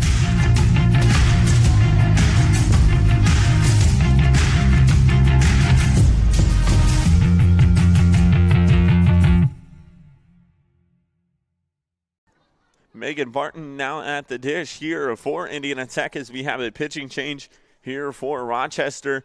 They're going to bring on a number 28 and Emma Cronkright here for the Warriors. She comes into this one a 9.63 ERA and 8 innings pitch here for the Warriors. The bunt laid down there, but that one's going to send the runner to second. Nicely done as Barton showed a bunt, and the runner advanced to second. So we have runners at second and a third here for Barton, and a 1-0 is the count. Here for the junior. Runners at second and third. Barton was looking to swing at that one. Came in just a bit high. 2-0 now the count.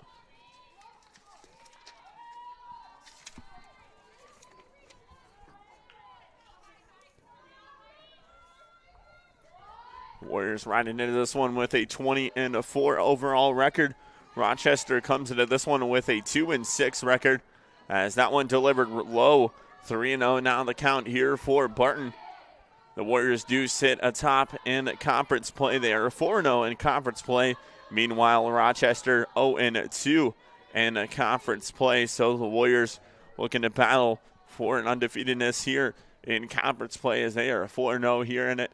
They have the lead 7-1, and in that one delivered for a strike, 3-1, and now the count here for Barton.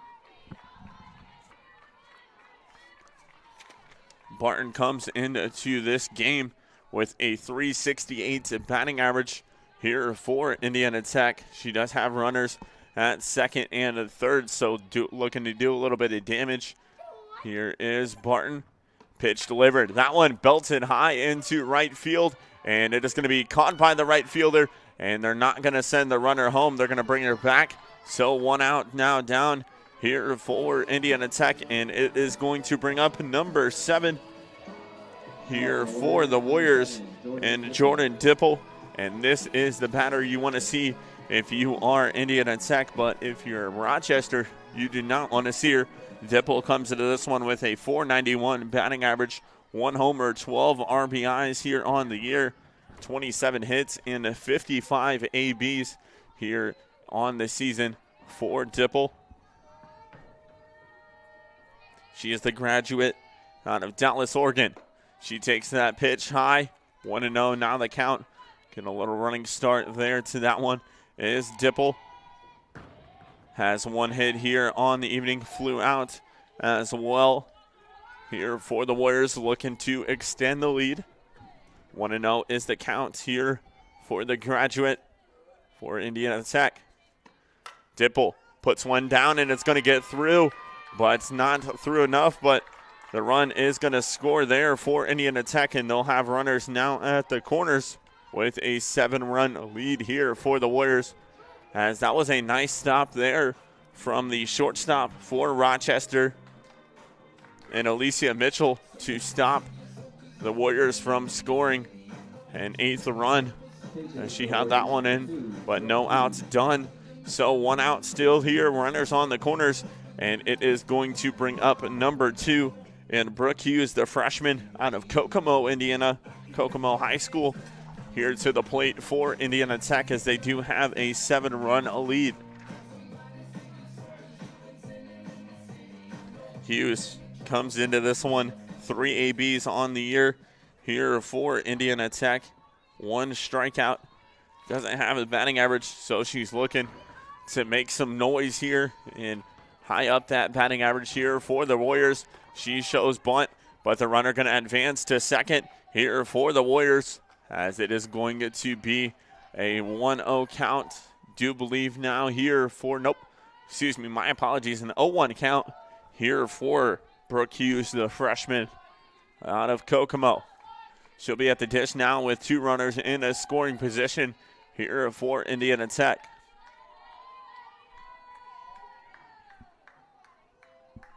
Crockright going to get the call from the inside the dugout, and that one going to be delivered just inside. 1-1 now the count here for Brooke Hughes. Got a doubleheader bank softball action here from Warrior Park. Make sure you stay tuned here for a second game, but before then, we got this one to finish up as Hughes has runners at second and third. She'll take a swing at it, and in that one going to get deep to the second baseman, and they're going to hold the runners at second and a third as Hughes tried to just get the fly out and get a runner to score, but didn't get enough on it. So 2 outs now, and that is going to bring up number 20.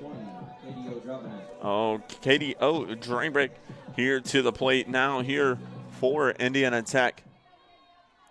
She has 2 ABs, 1 run, 1 walk, and 1 strikeout here for the Warriors, as she is now at the dish here for Indiana Tech, the freshman out of Dyer, Indiana. She takes that pitch high, 1-0 now the count. A 7-run lead here for Indiana Tech. 2 outs here in the bottom of the 5th.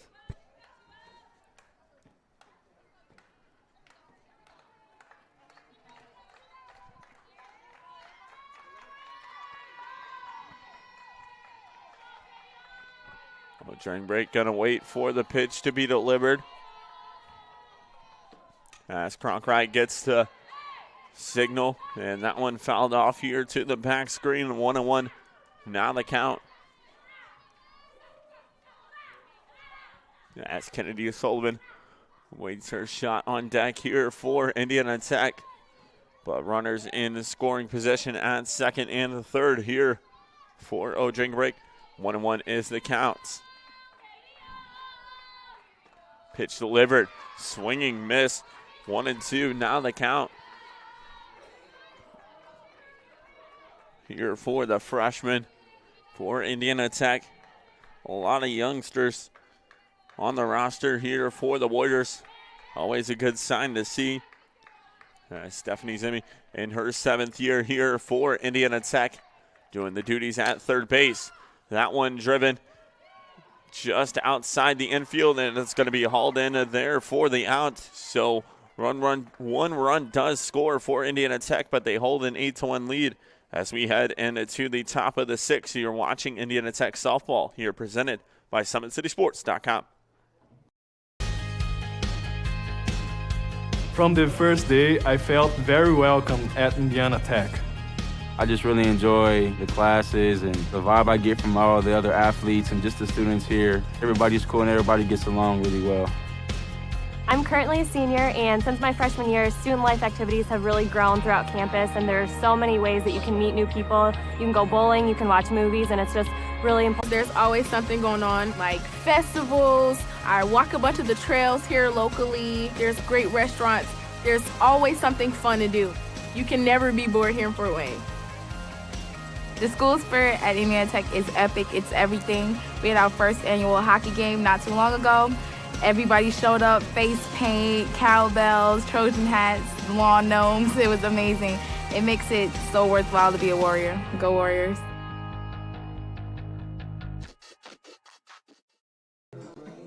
Back here live out of Warrior Park, we head into the top of the 6th, and the Warriors still have number 12 on the mound, and Lager Caparo still on the mound here for Indiana Tech. Has had an outstanding performance here thus far. Has faced 19 batters, 7 Ks, only given up 2 hits and 2 walks here for Indiana Tech, as they have an 8-1 lead here over the Rochester Warriors. It's going to bring up number 8 to the plate in Audrey Soares, and she takes that one with a swinging strike. 0-1 now the count. Soares has grounded out to first, also has a strikeout as well. As Caparo has striked out a lot of the batters here for this Rochester club. She drops that one into left field, but a nice diving catch there for Indiana Tech. Number 2. And Brooke Hughes comes in to make the play there for the Warriors. And they get the first out here of the top of the 6th.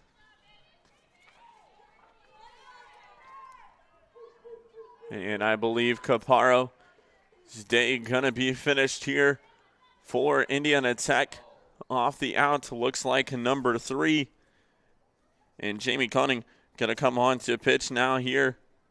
The junior out of Kalamazoo, Michigan, going to make her way on as Caparo with an outstanding performance here for Indiana Tech. So we're going to go ahead and step away and take a short break while Cunning gets warmed up. You're watching Indiana Tech softball here live, presented by SummitCitySports.com. Tech goes by many names. Business, fine art, forensic science. Some think it's just technical. But really, tech means everything. Scholarships, internships, championships. It's professors who make time for you one-on-one. It's putting everything on the line. It can be fierce. It can be fascinating. It can be awesome.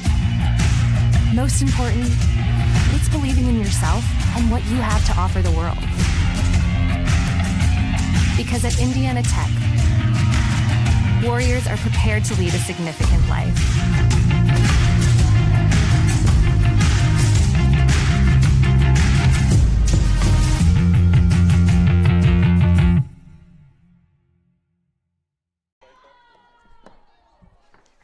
We're back here live out at Warrior Park. A new pitcher on here for Indiana Tech as number 3. And Jamie Koenig, the junior out of Kalamazoo, Michigan, makes her way on to pitch. She comes into this one with a 3.71 ERA, 22 innings pitched here on the year for Koenig. She delivers that one for a strike, 0-1, and now the count here. We are in the top of the 6th. 0-1, the count, 1 out here as Koenig comes in for relief. 8-1 is our score. Caparo with an outstanding performance there as she comes off. She is relieved by Koenig. 5.1 innings pitched, 7 strikeouts, only giving up 2 hits there was Caparo for Indiana Tech. 2 walks as well. So Koenig pitches that one. That one goes foul. 0-2 now the count here. Indiana Tech with a 7-run lead. So number 17, and Alicia McConnell at the dish here for Rochester. Has a homer here on the evening for Rochester. The only points on the board here for the Warriors. 1-2 the count now here for McConnell. Delivers that one just a bit inside. 2-2 now the count. Jamie Koenig now in the pitching circle here for Indiana Tech.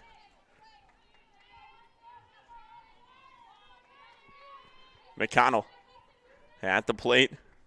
Koenig going to step out here for this one. Going to give her some time. 7-run lead here for Indiana Tech. Koenig, the 2-2. She delivers that one just foul here to the right of us. Here in the broadcast booth here out at Warrior Park. 2-2. Still the count here for McConnell. As I mentioned, she has the only run scored for Rochester, a homer back in the 4th inning here for the Warriors. Koenig, the 2-2, delivers. That one gets inside, but they're going to call it a strike. So a strikeout there for Koenig as she comes into relief. 2 outs now down here for the Warriors, and that is going to bring up number 31 and Sarah Hall, the freshman, to the dish here for Rochester.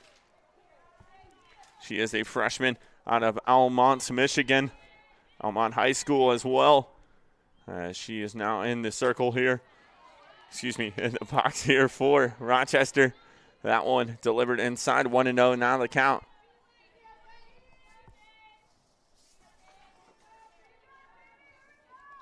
Hall comes in to this AB, a strikeout, and then flew out to center field. That one right over the plate. 1-1, and now the count here for Hall. 2 outs now here. We are in the top of the 6th, and 8-1 lead here for Indiana Tech.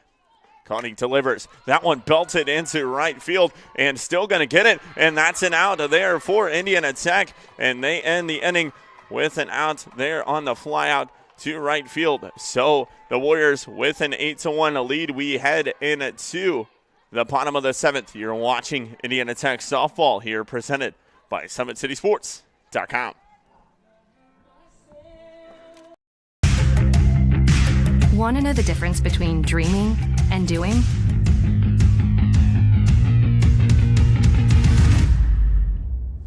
Yeah, pretty much everything.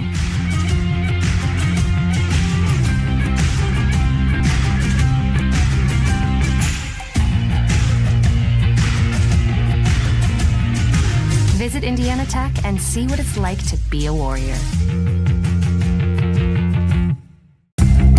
Want to know what it means to be a Warrior?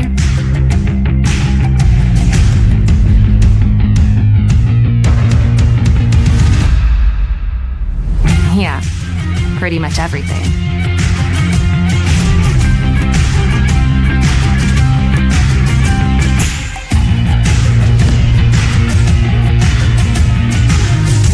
Visit Indiana Tech and walk a mile in a Warrior's shoes. Back here live at Warrior Park, the Indiana Tech Warriors with a 7-run lead as Kennedy Sullivan going to come to the dish here for Indiana Tech. Sullivan comes into this AB with 1 hit and a walk here for the Warriors. She is now at the plate. Still on for the pitching duties here for Rochester's number 28 and Emma Conkright. She delivers that one inside, 1-0 now the count here for Sullivan.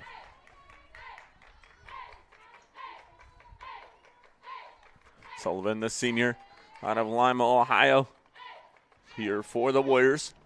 Looking to extend the lead. She belts one there into left field, and that one gonna roll just, well, they're gonna call it a home run. That one got over the foul pole, so Kennedy Sullivan knocks one out the yard and gives Indiana Tech a 9-1 lead. And that is going to be our ball game. So Indiana Tech finishes it off with home run fashion, and the Warriors are going to win this one at 9-1. So Indiana Tech defeats Rochester 9-1 in the 6 innings here in our first contest of our doubleheader. So we are going to go ahead and step away. Make sure you join us for our second contest set to begin in about 30 minutes here live from Warrior Park. But until then, you're watching Indiana Tech softball here live, presented by SummitCitySports.com. But before we step away, we'll actually take a look at that homer here one more time by Kennedy Sullivan, as I didn't get enough replay on it, but we will see if we caught it. We did. Let's take a look at it here one more time momentarily. That one knocked here by Indiana Tech. As you see Sullivan step up to the dish, and she puts that one right over the foul pole in the left field. So the Warriors going to win this one 9-1. So we're going to go ahead and step away. You're watching Indiana Tech softball here, presented by SummitCitySports.com. Want to know the difference between dreaming and doing?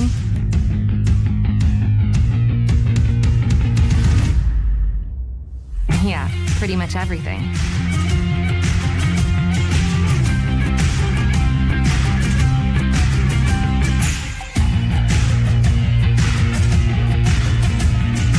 Visit Indiana Tech and see what it's like to be a Warrior.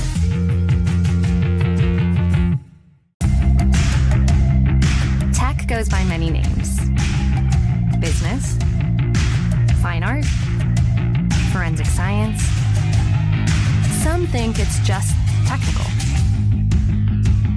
But really, tech means everything.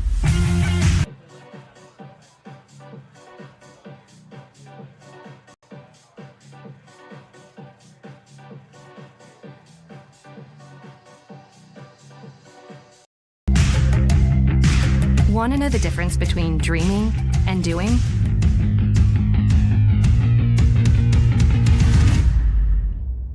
Yeah, pretty much everything.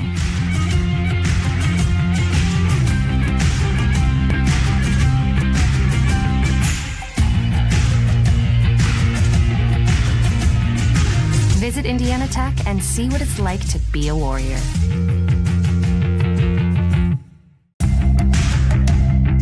Tech goes by many names.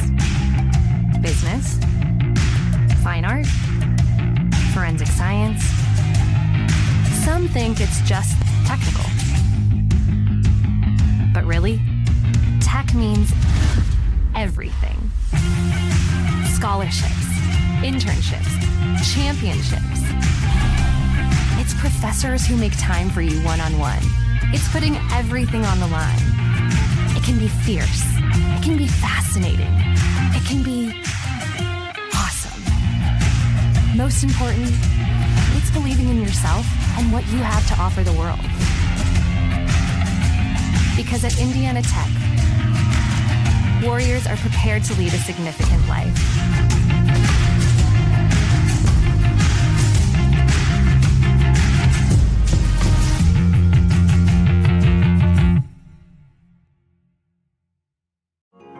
You're busy. You expect to say no sometimes. But what you didn't expect was a chance to say yes to a college degree while keeping your life. Indiana Tech is now offering Chicago area students undergraduate and graduate degree opportunities taught online by experienced faculty who care. Learn more at one of the new Indiana Tech enrollment centers in Naperville or Wilmette. I can turn this in early? Sure, whenever you're ready. Embrace the unexpected at Indiana Tech.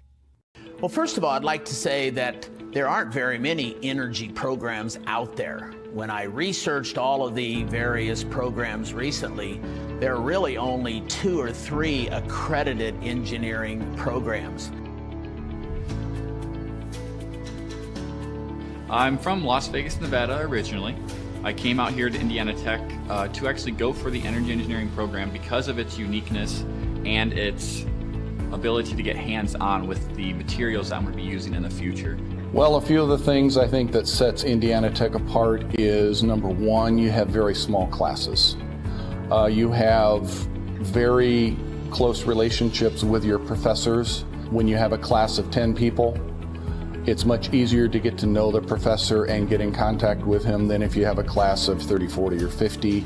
You're going to have the same professors for the majority of your classes. You're going to have the same classmates for the majority of your classes. The more practical applications come in all the subsequent energy engineering classes. Heat transfers in a class that right after they're leaving the classroom, and the board is filled with calculus.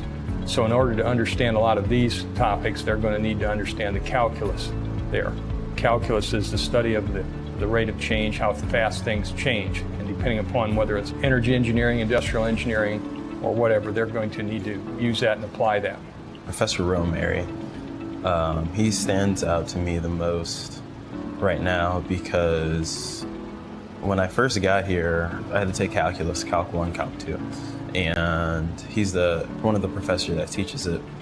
And he just really was a very kind and helpful guy, and he did whatever he could to help us out. He was very funny, always had a way of creatively teaching calculus to us that not a whole lot of people can do.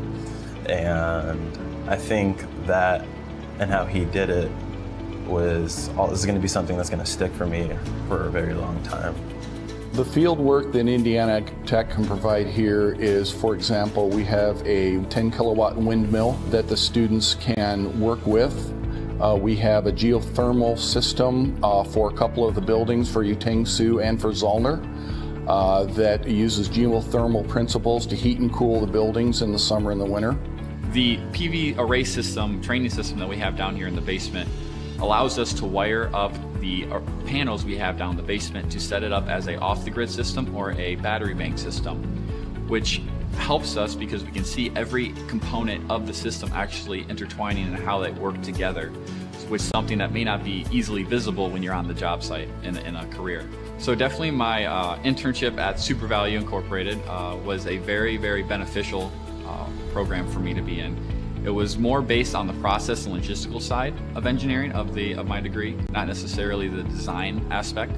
It helped me really learn how the most efficient way to do a task and some of the boundaries that come with trying to make things more efficient. One of the things that we've been very fortunate here at Indiana Tech is that we've had a grant through AEP to help subsidize our students in taking some of the various trips in spring break.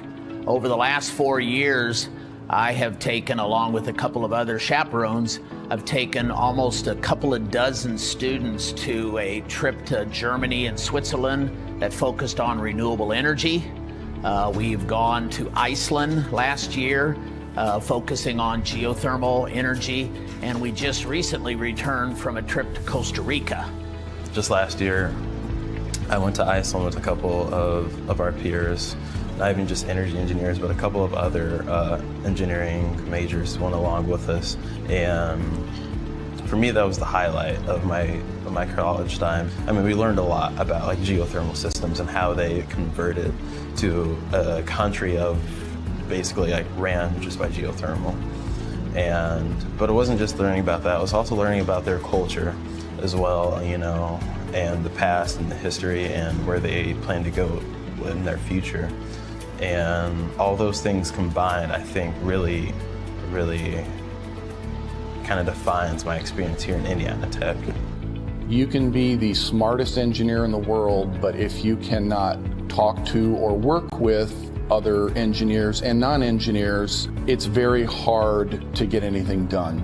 I try to teach my students that while you may not like writing, it's going to be a part of the job. You have to communicate. If you're doing experiments or testing hardware in the lab, you need to write it up so that other people know what you did, and the customer may want to know what are the results of that test. Something I would remember most about the faculty would be just the one-on-one aspect of it and how open they are to hearing your problems and concerns and willing to assist you. Indiana Tech, with the class sizes being so small, you really get that one-on-one talking, everyday type relationship with your advisors and your professors. And having that is key to success, I feel, because being able to communicate with them and actually get your problems and questions across is going to help clarify things for you while you're in classes in school, which is going to set you up for success. Welcome to the Summit City, home to the 260's dedicated high school athletes and fans. Each victory and celebration captured by our camera. Treasure the highlights from the Summit Athletic Conference this season, or complete games live or on demand. After all, nobody's more proud to call Fort Wayne home than SummitCitySports.com.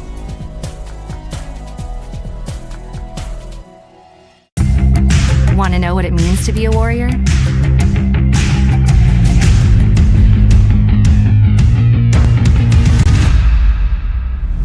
Yeah, pretty much everything.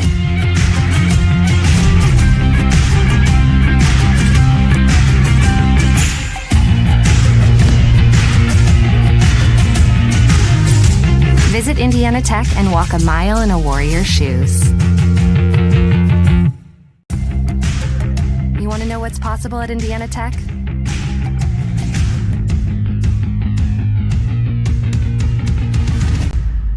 Yeah, pretty much everything.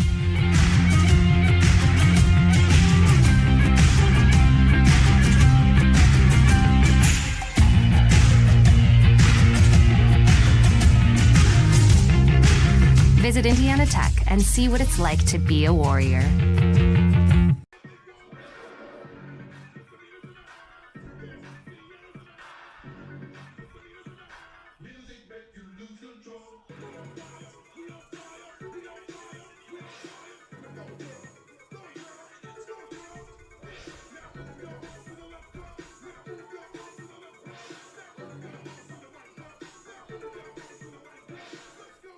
Let's go now.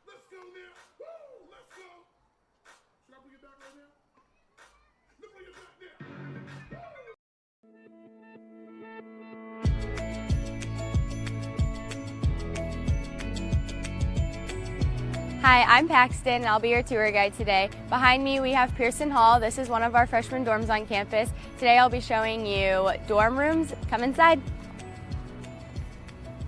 The only way to get into campus is if you have an ID card, so you'll have to swipe into all the dorms. And then over here, we have an intercom system. So through every dorm, we have these dial buttons within the dorm rooms and then outside. So say you're visiting somebody, you don't live here, you would dial their room number, and then you can actually call their room, and they can unlock the doors to the dorm through the intercom system, and you can talk to them. They can see you through a camera, and they can unlock the doors for you, so they don't have to leave the room. It's really nice to have. So right here, we just have our main lobby. Every floor has a lobby. In the lobbies, we just have TVs and stuff. You can watch movies, play video games. You can hang out with friends, do homework, play card games. It's just a nice little hangout area to have. And then right here, this is what we call our RA office. So every single night, there will be an RA in the office. They're just there for your needs if you have any issues with toilets or sinks or anything being clogged. They'll always be in there for your help. If you have questions about anything, you can always come see an RA here. And then over here, we have mailboxes. Every student has a mailbox. They are really small. The only thing they can fit is card-sized items. Throughout campus, you'll see our mail room when you go on your actual tour later on, and that will be in one of our other buildings where you'll receive bigger packages. All right, so here's the laundry room. So in the laundry room, you don't have to save quarters or use quarters. I know it says 25 cents, but it is included with living on campus. And then there's one on every floor and every side of floor, so there's 2 on every floor in Pearson. So every student has keys to their dorm. And then as you come in, you will see our intercom system right here that I talked about in the entranceway. So this is where you would unlock the door for visitors, talk to them. And then one really nice thing about it is there is a security guard button right there. So if you were to have somebody calling your room constantly at 5 o'clock in the morning because some student forgot their keys, you could actually press the security guard button and it will lock them in that little box that we entered to into the dorm. It'll lock both the outside doors and the inside doors and call security. So it also has a nice safety measure within your room. You don't even have to leave your room for that. So it's really nice. And then as we enter in this way, you'll see this is the half of our room looks like. So there's this, and then on the other side of the suite, there's a mirrored room that looks exactly like this. The desk, the dressers, and the closets, and all of the drawers and stuff all come with. You can decorate it any way you'd like, and then mini fridges, TVs, anything like that you would bring here. And then through here we have our bathroom. So then as we come into the bathroom, you'll see that this side of the room has their own sink and toilet, and then as you come through, there's one shower shared between the 2 rooms, and then this side of the room has their own sink and toilet, and then there's the mirrored room right here. So then they share a little common space out there, and then this is the exact same stuff, and it's all the same. Here we have CalFlush. This is our other freshman dorm on campus. It is across the street from main campus. We'll be showing another freshman dorm, the laundry room, and then the hangout lobby area. Come on in. So same thing as Pearson. To get into the dorms, you have to have a swipe card that unlocks and lets you in. All right, and then we have the same intercom system as we do in Pearson, and it runs throughout all of the dorms. And then in here is the lobby area where all the students hang out. We have a TV so people can hook up Xboxes or anything like that, DVD players, you can watch movies. I know RAs put on a bunch of activities down here. They do movie nights with hot chocolate during the winter. We've done pumpkin carving, and we watch a Halloween movie, and so that's all done down here. And then it's the same thing over here. You can do some studying, you can hang out with friends, you can eat dinner if you want, and like I said, you can hang out with your RA, hang out with your friends, do homework, but follow me to the next part. So same thing as Pearson, every student has keys to their dorm. So when you first walk in, it's different than Pearson where there's no 2 mirrored room. It's just one room with 2 students. The shelves, the desk, the drawers, all of the beds and stuff all come with. And then over here, it's the same for Pearson and CalFlush. You can control the air condition and the heat for the room, not the entire dorm, which is so nice because then it's between you and your roommate, not through hundreds of people in one building. And then as we walk over here, you'll see that the sink is outside of the bathroom, which is so nice because obviously if your roommate's showering, you don't have to worry about not being able to brush your teeth or even use the sink or get a drink of water or anything like that. And then as we walk over here, you'll see only 2 roommates to 1 bathroom. And then the shelving space. And then instead of Pearson where they have closets, you would have this whole shelving space and hanger area. And then same thing as Pearson, we have the intercom system over here where you can press the security guard button, you can talk to them, and then see them through the camera. CalFlush also has mailboxes. They're the same size. They fit card-sized items. And again, if you have any bigger packages, we do have a mailroom on campus. So then through here, this is the laundry room. The difference between Pearson and CalFlush is CalFlush, there's only one in the whole building and it's on the first floor, whereas Pearson has them on every floor. But it is the same as they are included with living here, so you don't have to use quarters. It's free to the students. And that concludes the tour. Thanks for coming with. If you guys have any questions, feel free to reach out to your counselor. Hope to see you around campus. Go Warriors!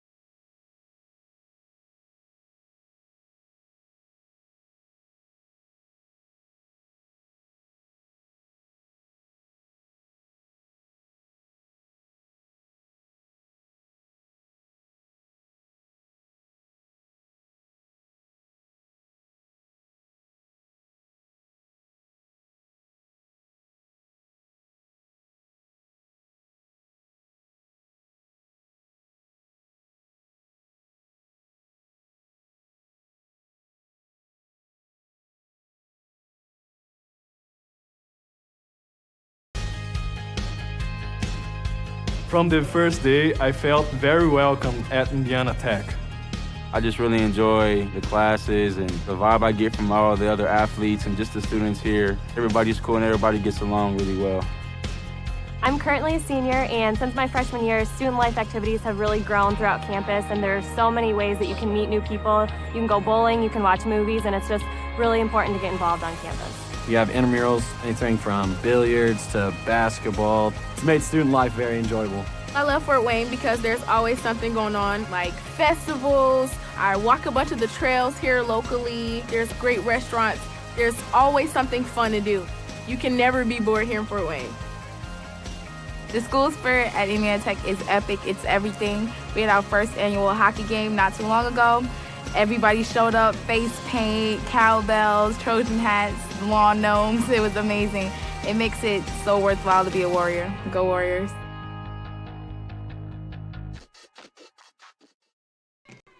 Back here live at Warrior Park as we're getting set to start our second game here of softball action. Has delivered the first strike, the pitcher on the mound here for Indiana Tech. It is number 28 in Madison Miller. She is a sophomore out of Louisville, Kentucky, here for the Indiana Tech Warriors. She comes into this one with a .50 ERA in 14 innings pitched. Has a tremendous start to the season. 5 strikeouts here on the year for the sophomore. 2-0 on the season here for Madison Miller, the sophomore. She gets a 1-1 count here. Make it 1-2 on the delivered strike there to number 40. And Jayla Forte here for Rochester. The Warriors doing a lot of flipping there as they get set to start game number 2 here. Forte delivers that one to third and an out there. Nicely done as Pruitt to Sullivan there for the first out for the Warriors. And they now have a 1 out here, and that's going to bring up number 8 and Audrey Soares here for Rochester. The sophomore out of West Branch, Michigan, will head to the plate here for the Warriors. Indiana Tech did win the first game with a 9-1 score, doing tremendous things there as the walk-off homer hit by Kennedy Sullivan. Therefore, Indiana Tech to win that one in game number 1. Starting it here with a 1 out for Indiana Tech. That one going to be delivered low for a ball. And it is 1-1 is the count here for Soares and Rochester. Pitch delivered. That one going to be knocked foul there to the left side and right over the dugout here of Rochester. 1-2, and now the count here for Audrey Soares. Tremendous softball game being played here out at a beautiful Warrior Park here on this Thursday afternoon as that one hit right back to the pitcher, and Madison Miller takes care of business as she gets that one off to Kennedy Sullivan for out number 2 there for Indiana Tech. That's going to bring up number 17 and Alicia McConnell. She did have a home run and the only run for Rochester in game number 1. Belted one to right field to put the 1 run on for Rochester, and she hits that one to right field, and that one's going to be hauled in there by Alexis Galloway for out number 3. And the Warriors go out of the top of the first with no damage done. You're watching Indiana Tech softball here live, presented by SummitCitySports.com. Tech goes by many names. Business, fine art, forensic science. Some think it's just technical. But really, tech means everything. Scholarships, internships, championships. It's professors who make time for you one-on-one. It's putting everything on the line. It can be fierce. It can be fascinating. It can be awesome. Most important, it's believing in yourself and what you have to offer the world. Because at Indiana Tech, Warriors are prepared to lead a significant life.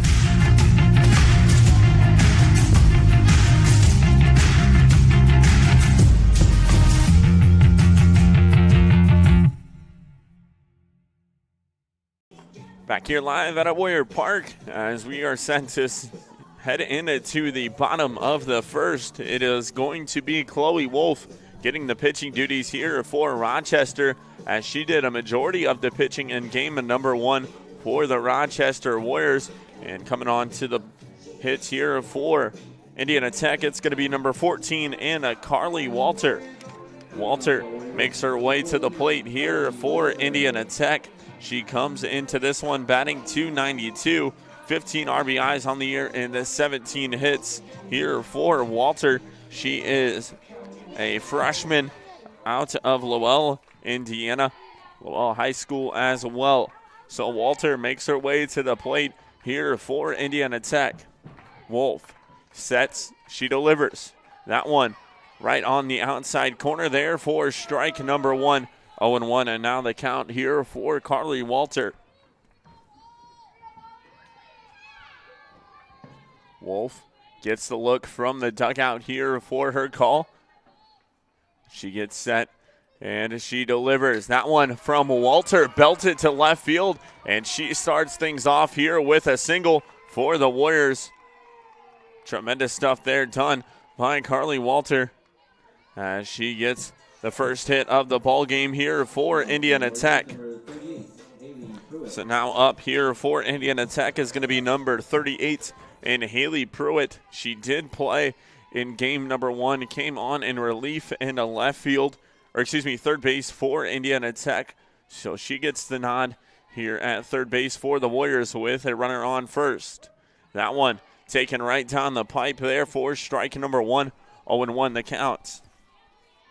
Pruitt is a freshman out of Worcester, Ohio.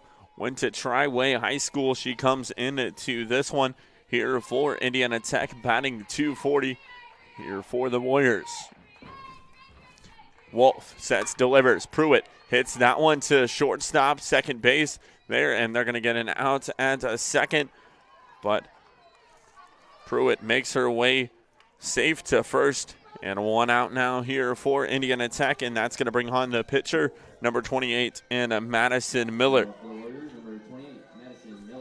She is out of Louisville, Kentucky here for Indiana Tech. Comes into this one with a .414 batting average here in a 29 at-bats, 12 hits on the year here for Madison Miller. Wolf with the pitch there. That one gets the outside corner for strike number 1. And Madison Miller getting the pitching duties here for Indiana Tech. Pitched a tremendous top of the first, and she is now at the plate here for the Warriors with a runner on first. Wolf sets, she delivers. That one hit high from Miller, and it's going to come right to the first baseman, and that one's going to be hauled in there by Tessa Gage for out number 2, and that is going to send Kennedy Sullivan up to the plate here for Indiana Tech. The senior out of Lima, Ohio, finished it off in walk-off fashion here for Indiana Tech to win it on the 8-run rule for the Warriors. And Sullivan now heads to the plate here in game number 2 for her first AB. Wolf delivers. Sullivan knocks that one, a chopper there to the third baseman, and that one's going to be thrown from Hall to Gage for out number 3. So no damage done there, and we head to the top of the second. 0-0 our score. You're watching Indiana Tech softball here, presented by SummitCitySports.com. From the first day, I felt very welcome at Indiana Tech. I just really enjoy the classes and the vibe I get from all the other athletes and just the students here. Everybody's cool and everybody gets along really well. I'm currently a senior, and since my freshman year, student life activities have really grown throughout campus, and there's so many ways that you can meet new people. You can go bowling, you can watch movies, and it's just really important to get involved on campus. We have intramurals, anything from billiards to basketball. It's made student life very enjoyable. I love Fort Wayne because there's always something going on, like festivals. I walk a bunch of the trails here locally. There's great restaurants. There's always something fun to do. You can never be bored here in Fort Wayne. The school spirit at Indiana Tech is epic. It's everything. We had our first annual hockey game not too long ago. Everybody showed up, face paint, cowbells, Trojan hats, lawn gnomes. It was amazing. It makes it so worthwhile to be a Warrior. Go Warriors.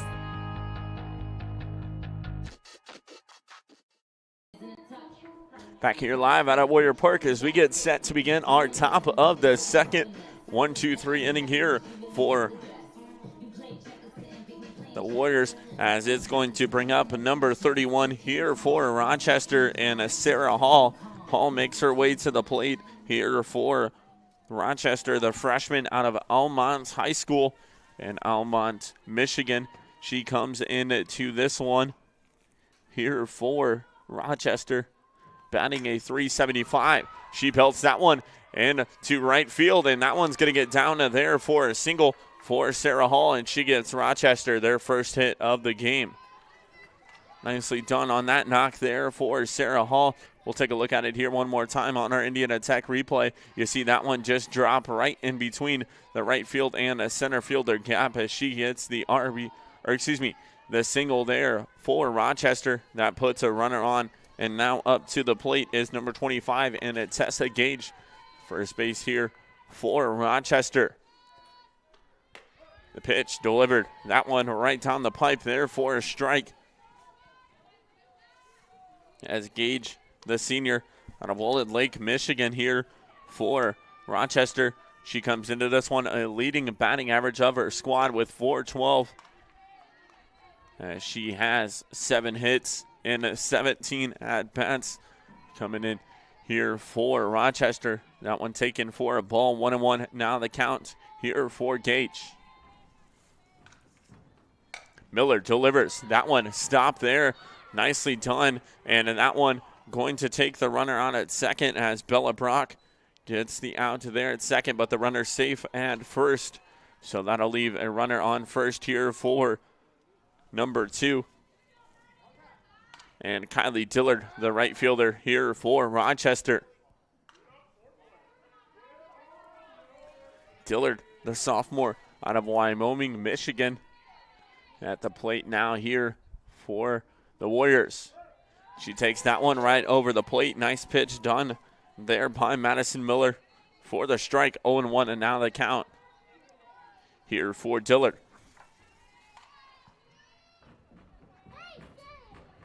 Miller sets. She delivers. That one a bit high. 1-1. Now the count.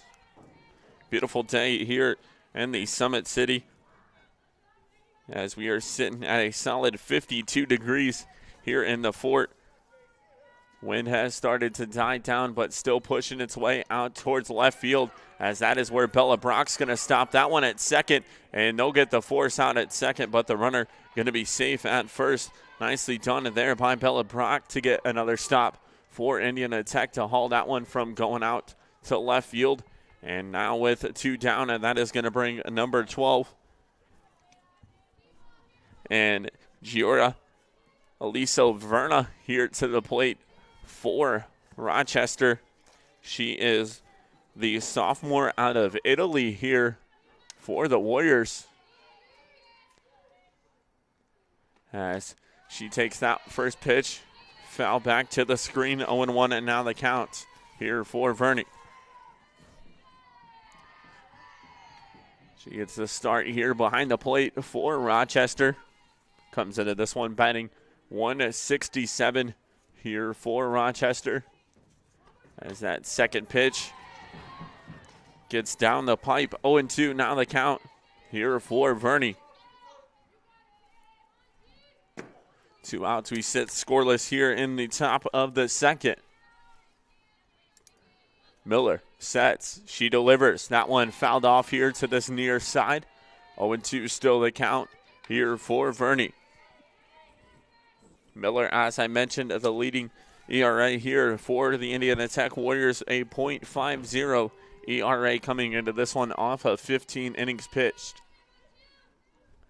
She sets, delivers, strikeout there for Madison Miller to get out of the top of the second. We head to the bottom. You're watching Indiana Tech softball here, presented by SummitCitySports.com. Tech goes by many names: business, fine art, forensic science. Some think it's just technical. But really, tech means everything. Scholarships, internships, championships. It's professors who make time for you one-on-one. It's putting everything on the line. It can be fierce. It can be fascinating. It can be awesome. Most important, it's believing in yourself and what you have to offer the world. Because at Indiana Tech, Warriors are prepared to lead a significant life.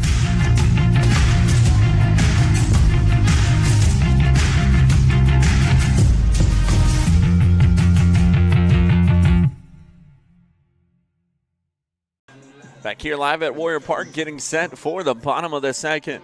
Indiana Tech comes into this one with a 25-4 record that they sit atop the conference at 5-0. So looking to stay undefeated here in conference play. They're taking on the 2-7 Rochester Warriors. They are 0-3 in conference play, looking to pick up their first win. But Bella Brock making her way to the dish here for Indiana Tech as we sit scoreless, getting set to begin the bottom of the second. Wolf delivers the pitch. That one just a bit inside for ball number one. Brock comes into this one. She is the San Diego native here for Indiana Tech. Comes into this one with a .293 batting average here for the Warriors. Does this senior as Wolf gets the call from inside the dugout. She sets, delivers. That one just a bit low, hit the dirt. 2-0 now the count here for Bella Brock. Not the dirt here, as this is an all-turf, beautiful field here on at Warrior Park in this Summit City.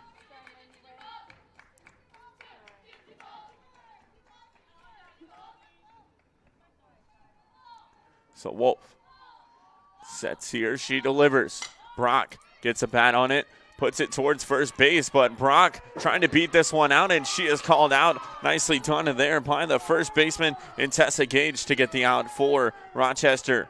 We'll take a look at that one here one more time on our Indiana Tech replay as Brock hit that one immediately there to the first baseman and Tessa Gage. And Gage just barely beat out Bella Brock. It was behind maybe half a step there, but she did get Brock there. So one out now here. And that is going to bring number 13 in Alyssa Fox to the plate here for Indiana Tech. 1-0 the count now here for Fox.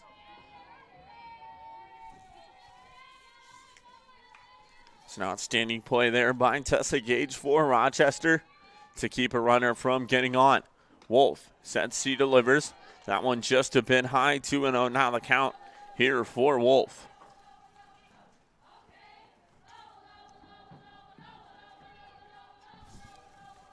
Fox comes into this one batting .282 here for Indiana Tech.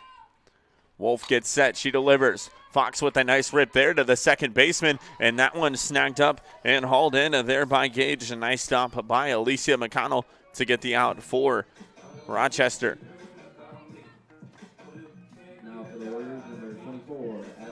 And that is going to bring up number 24 here for Indiana Tech and Allie Foster. She is the catcher on the day. Comes into this one batting .350. Here does the sophomore out of Colorado here for Indiana Tech. Wolf set, she delivers. Foster with a nice rip there, and Tessa Gage says, I'm going to take all 3 outs there for Rochester, and she gets the Warriors out of the bottom of the first. We say scoreless. You're watching Indiana Tech softball here, presented by SummitCitySports.com. From the first day, I felt very welcome at Indiana Tech. I just really enjoy the classes and the vibe I get from all the other athletes and just the students here. Everybody's cool and everybody gets along really well. I'm currently a senior, and since my freshman year, student life activities have really grown throughout campus, and there's so many ways that you can meet new people. You can go bowling, you can watch movies, and it's just really important to get involved on campus. We have intramurals, anything from billiards to basketball. It's made student life very enjoyable. I love Fort Wayne because there's always something going on, like festivals. I walk a bunch of the trails here locally. There's great restaurants. There's always something fun to do. You can never be bored here in Fort Wayne.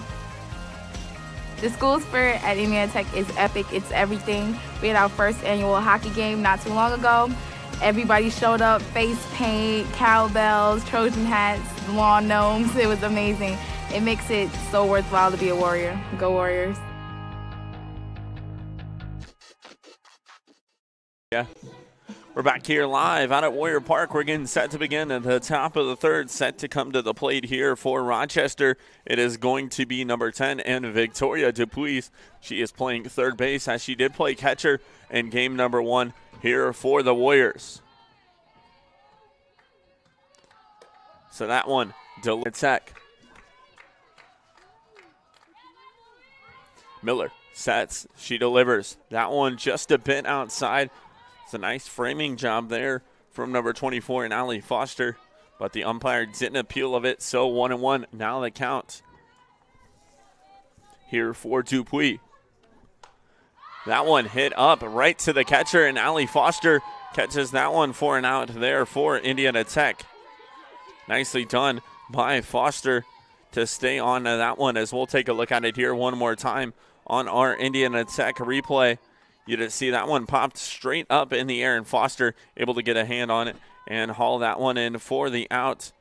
So that is going to bring up number 3 and Chloe Wolf, the pitcher here for Rochester, as Miller delivers a strike there. Now 0-1 the count, as we are in the top of the third here of game number 2 here from Warrior Park. Miller delivers that one. Wolf knocks that one just foul here to the right of us. 0-2, and now the count here for Chloe Wolf.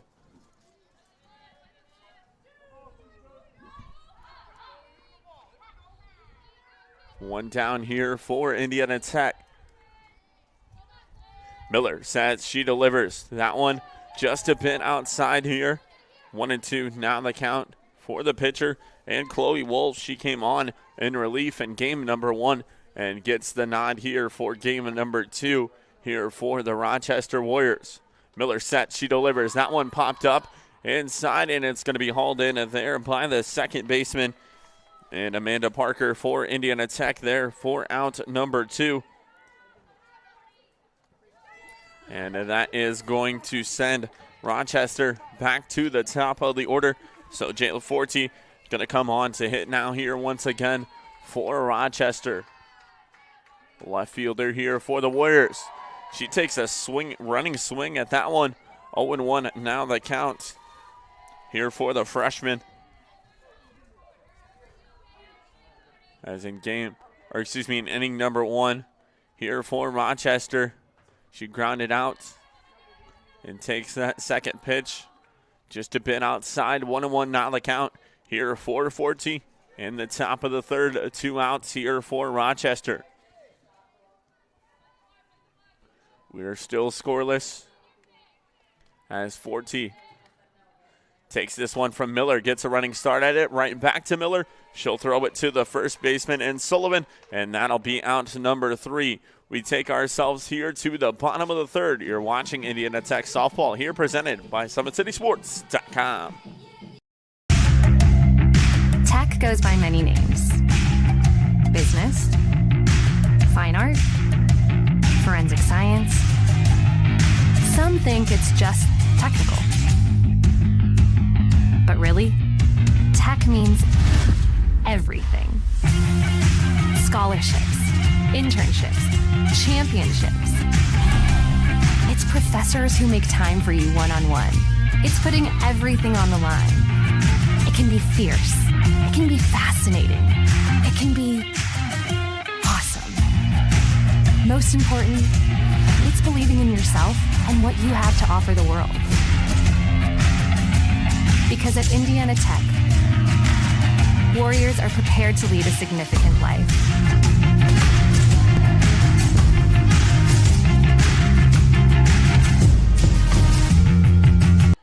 Back here live from Warrior Park as Alexis Galloway makes her way to the plate here for her first AB of the afternoon here for Indiana Tech.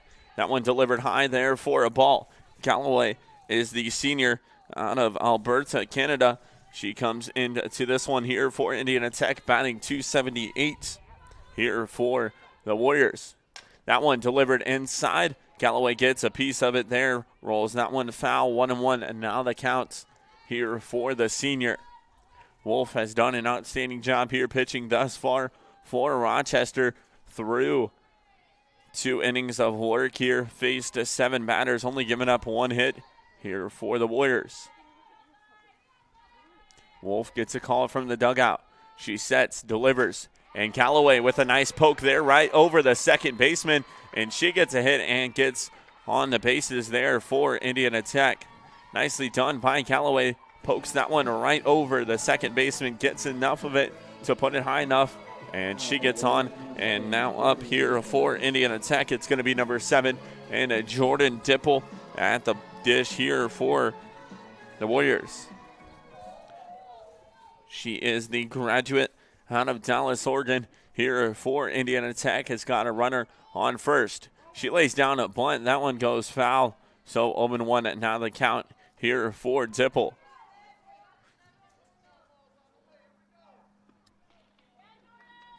Dipple gets the hand signals from head coach and Stephanie Zimmy to the left of her. Coach in third base here for the Warriors as Wolf delivers. Gets a running start there to that one, but able to advance the runner to second is Dipple, and she gets out at first, but runner moves to second there, and that is going to bring up here for Indiana Tech, number 14, and Carly Walter.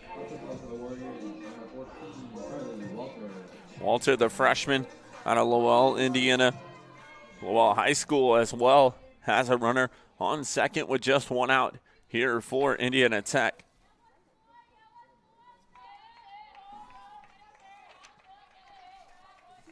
So Wolf sets, she delivers. Nice poke there to the third baseman, and that is going to advance the runner to first. We're going to take off to third, and sliding in safely there for Indiana Tech.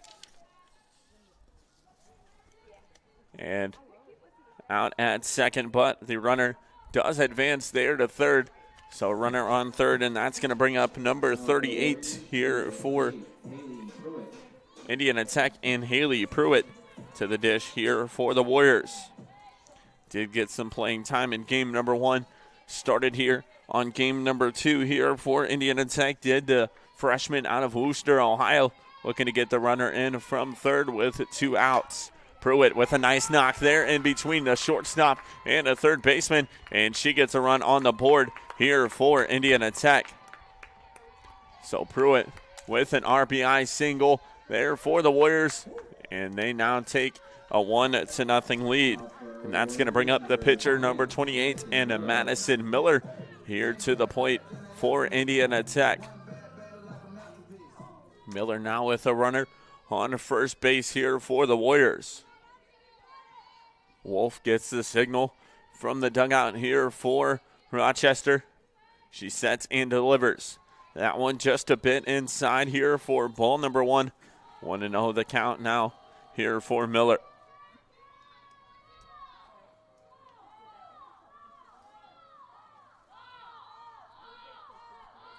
Wolf, it's set, she delivers. That one right over the plate there for strike number 1. 1-1 now the count here for Miller. 1-0 is our score. Indiana Tech with the lead over Rochester.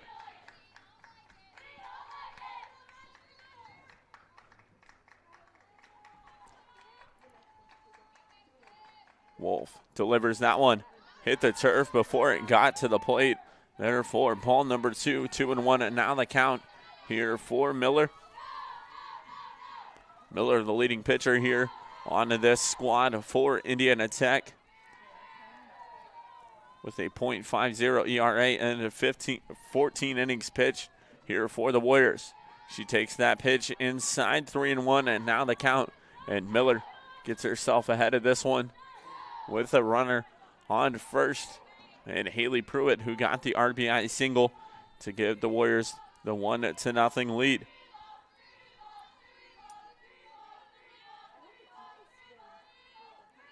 So Wolf sets, she delivers. That one in for a strike, so a full count now here for Madison Miller. 2 outs, 1-0 is our score. Indiana Tech with the lead.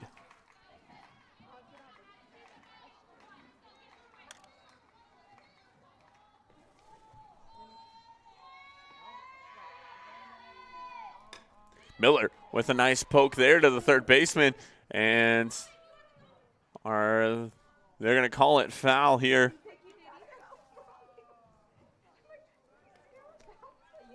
I was not 100% sure that went foul. As they're going to say that one went foul before. Went down the third baseline, so a full count now here once again for Miller. As Wolf gets set here, and she delivers. That one inside for Miller, so that is going to put 2 runners on, and that is going to bring up number 21, Kennedy Sullivan, to the plate here for Indiana Tech. Sullivan with the knock of a home run to win game number 1 for Indiana Tech by the 8-run rule. They won it 9-1. She'll step to the dish with 2 runners on here for Indiana Tech, looking to do some damage with 2 outs here for the Warriors. Wolf gets the call from the bullpen, from the dugout, and she delivers. That one just a bit high, 1-0 now the count here for Sullivan.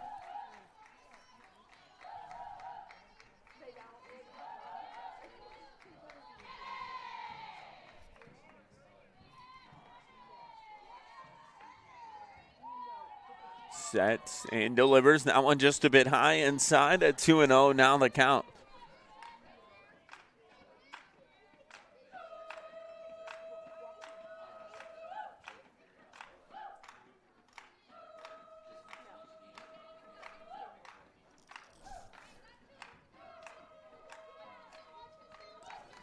Wolf still waiting on the call from the dugout. She finally gets it.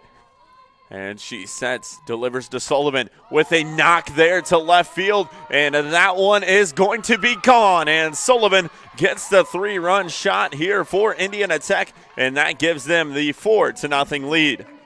Sullivan with her second knock on the day here for the Warriors. Gonna gritty herself home. And Indiana Tech now ahead 4-0. What an absolute knock there by Kennedy Sullivan to bring the runs home here for Indiana Tech. We'll take a look at it here one more time on our Indiana Tech replay.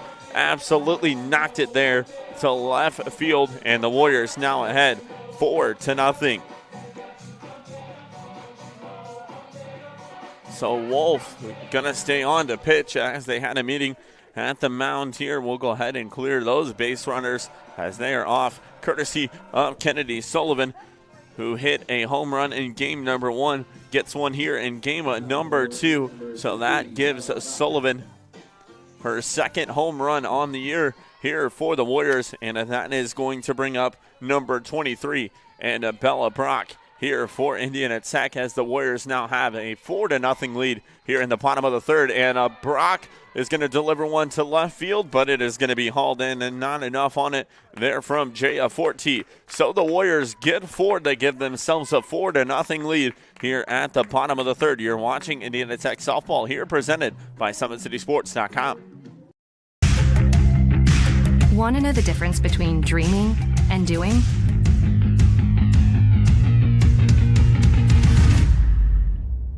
Yeah, pretty much everything.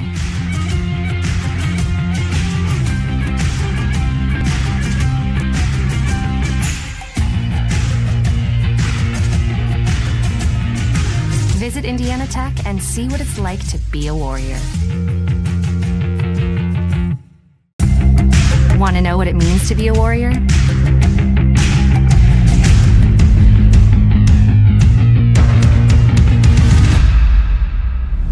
Yeah, pretty much everything.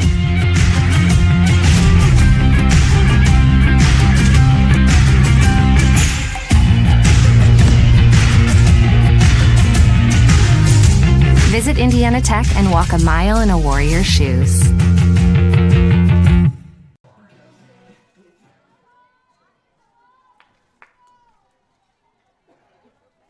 We are back here live out at Warrior Park, getting set to begin at the top of the fourth, as Indiana Tech with a 4-0 lead. All 4 runs scored there in the bottom of the third.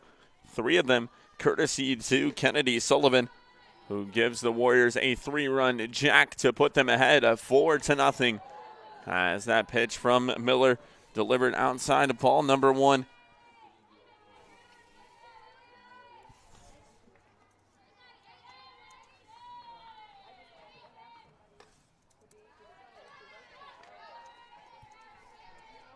So 2-0 now our count. As Madison Miller has done an outstanding job here thus far. As Audrey Soares at the plate. Brock with a nice stop there. She's able to get to Sullivan for the out there for Indiana Tech. So 1 out now here for the Warriors. And they have themselves a 4-0 lead here in the top of the 4th. That's going to bring up number 17 here for Rochester and Alicia McConnell.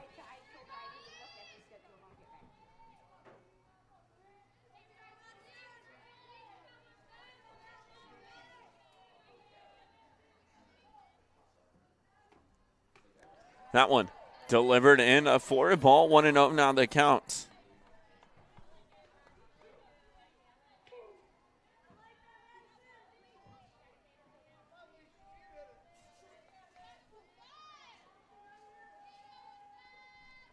Second one. That one delivered in a side of there, but knocked off foul. 1-1 now the count.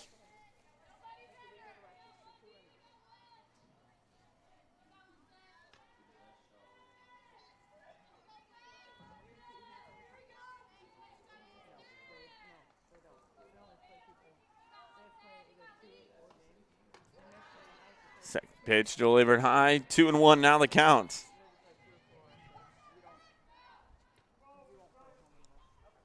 So 2-1.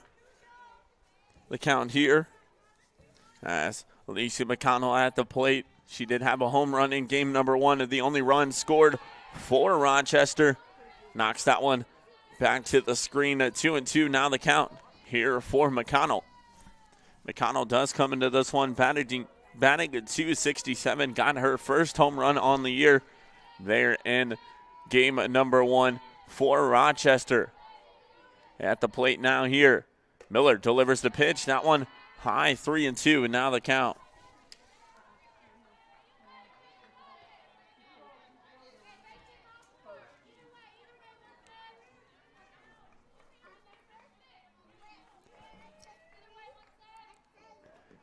Miller, the deliver inside for ball number 4, and that is going to put a runner on here for Rochester as number 31. And Sarah Hall makes her way to the plate here for Rochester.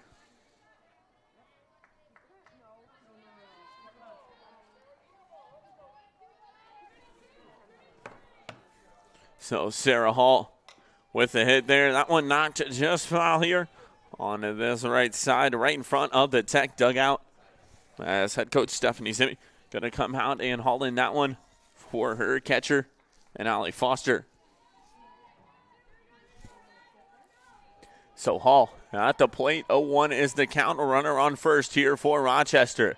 That one delivered just a bit low. 1-1 now the count. It's a 4-0 lead here for Indiana Tech. We are in the top of the 4th here of game number 2.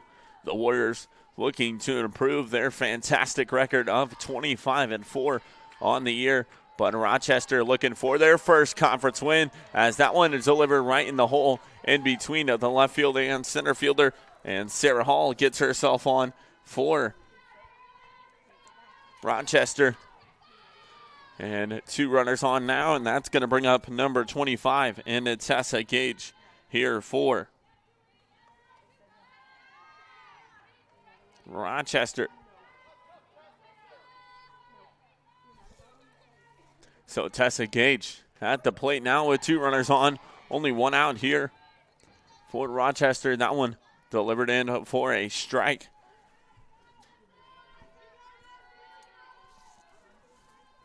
Madison Miller has done an outstanding job here on the mound thus far for Tech. Puts that one just a bit high. 1-1 now the count. Tessa Gage at the plate here for Rochester.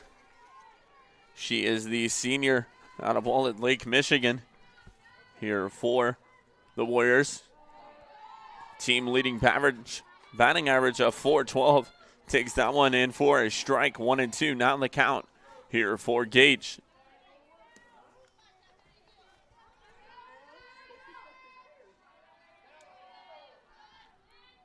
Miller delivers a pitch, gets Gage swinging there for a strikeout, and 2 outs now here for Indiana Tech. And then that is going to bring up number 2, and Kylie Dillard, the right fielder here. Dillard takes that one to center field. It's going to drop down in the gap. They're going to hold the runner at third base, so the bases are going to be juiced here for Rochester, and then that is going to bring up number 12, and Alicia Venny here for the Warriors. Alicia Venny out of Italy. She'll come to the plate. Was most recently at Missouri Valley College. She is from Ravenna, Italy here, the sophomore. Now at the dish with the bases juiced here. So we'll see if she can try to do some damage for these Warriors as she takes that one with a swinging strike for strike number 1. 0-1, and now the count. Miller looking to make her way out of the jam here for Indiana Tech. Miller sets. She delivers. That one knocked into center field, and it is going to get over the center fielder. So runs are going to score, and they're going to send the third runner all the way around, and Rochester going to get 3 on the board, and it is going to be a 3 RBI double there for Elisa Verney and Rochester. So 4-3. Now our score runner at second base as Verney is going to make her way to second. She gets the 3 RBI double, and head coach and Stephanie Zimmy going to make her way out to the umpire. And they are going to bring on a new pitcher here for Indiana Tech as number 3. And Jamie Koenig going to make her way back on here for the Warriors to see if she can get the Warriors out of this jam. You're watching Indiana Tech softball here, presented by SummitCitySports.com. Tech goes by many names. Business, fine art, forensic science. Some think it's just technical. But really, tech means everything. Scholarships, internships, championships. It's professors who make time for you one-on-one. It's putting everything on the line. It can be fierce. It can be fascinating. It can be awesome. Most important, it's believing in yourself and what you have to offer the world. Because at Indiana Tech, Warriors are prepared to lead a significant life.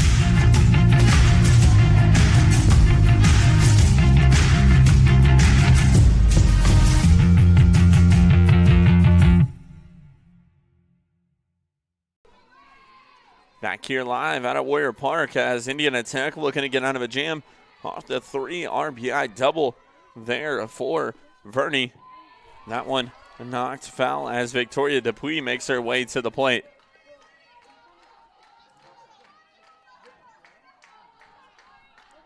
So 0-1, and now the count here for Dupuis as Rochester with a 3-run RBI double.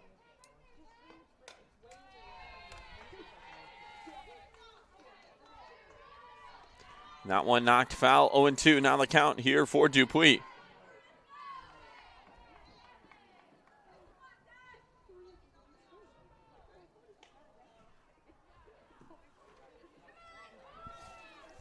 So the new pitcher into the ball game here for Indiana Tech is number 3, and Jamie Koenig. She pitched in game number 1 here for Indiana Tech as well. She delivers that one, and it's going to be knocked to just foul here to the right side. So number 10 and Victoria Dupuis going to get another look here for the Rochester Warriors. She has a runner on second base.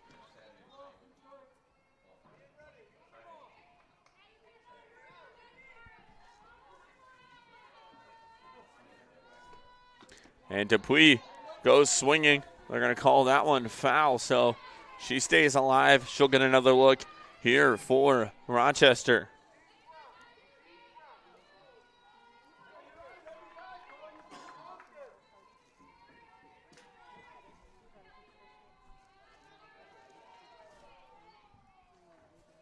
Koenig delivers, and a swinging hard hit ball here by Dupuy to the right.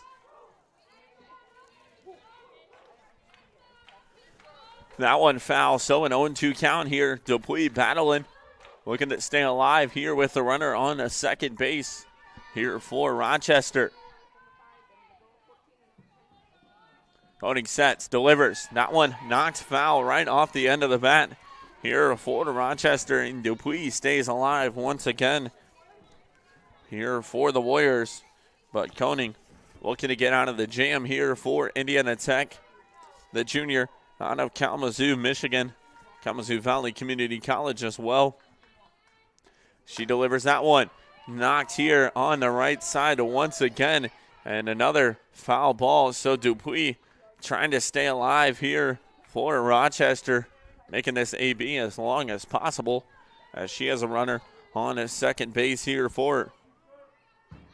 We're in the top of the fourth. 4-3 is our score. Indiana Tech with the lead here over Rochester. Koenig sets. She delivers. That one just a bit high inside, a 1-2. Now the count here for Dupuy.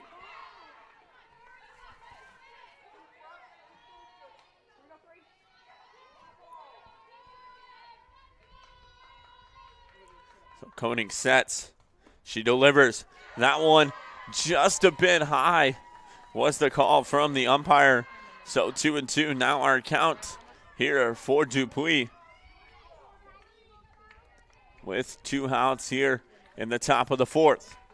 Koenig sets. She delivers. A big strikeout there for Indiana Tech to get them out of the jam. 4-3 is our score. We head to the bottom of the fourth. You are watching Indiana Tech softball here, presented by SummitCitySports.com.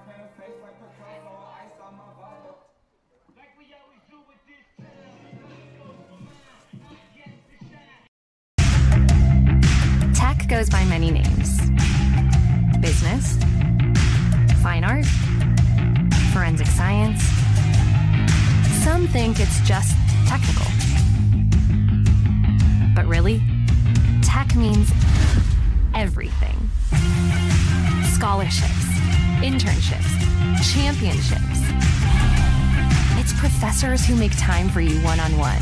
It's putting everything on the line. It can be fierce. It can be fascinating. It can be awesome. Most important, it's believing in yourself and what you have to offer the world. Because at Indiana Tech, Warriors are prepared to lead a significant life.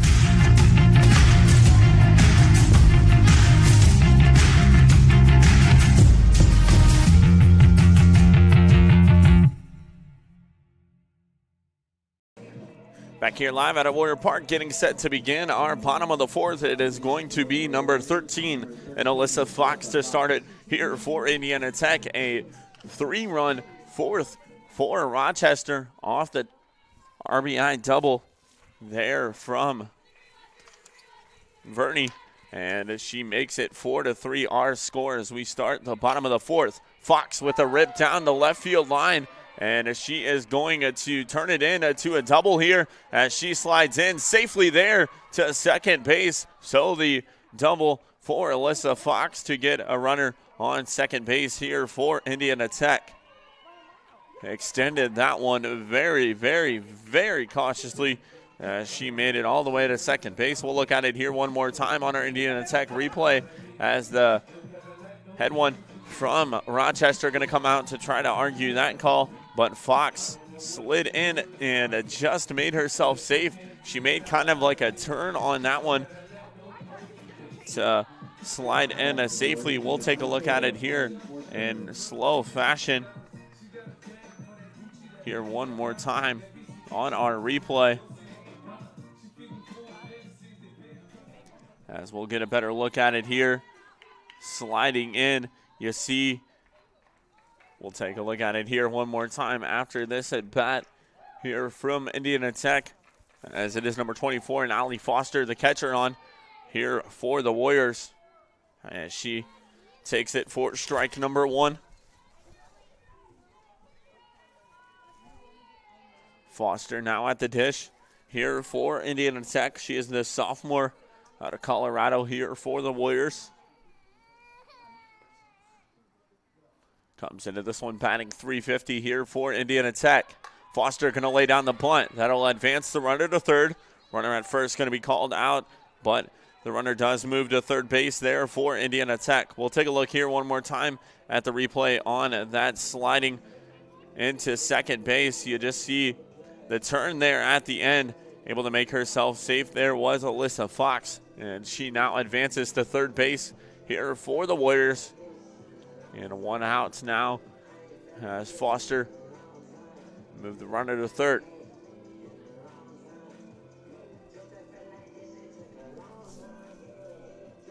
And Stephanie Zinni talking with the umpire behind the back now, as she did talk to the fielding umpire, but going to get talks with the umpire here behind the plate for Indiana Tech. And number 55, Alexis Galloway, going to make her way on to the bag here for Indiana Tech.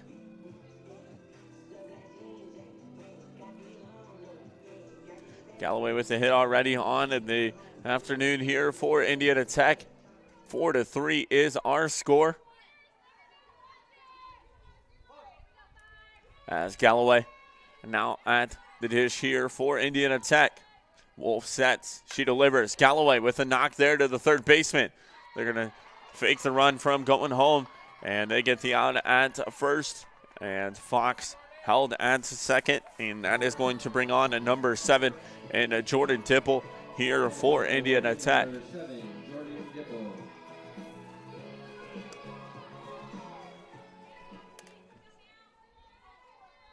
So Dipple now at the plate here for Indiana Tech. Wolf looking to get Rochester out of the jam. She sets, delivers. Dipple with a knock to the second baseman. The throw to first, and she is out, and that is going to end the 4th inning. You are watching Indiana Tech softball here, presented by SummitCitySports.com.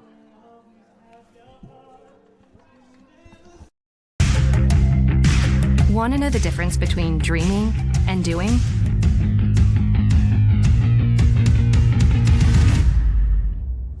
Yeah, pretty much everything.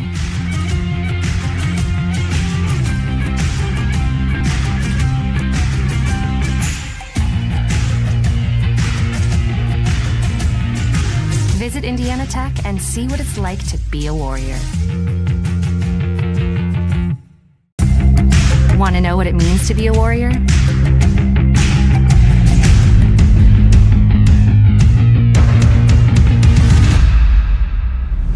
Yeah, pretty much everything.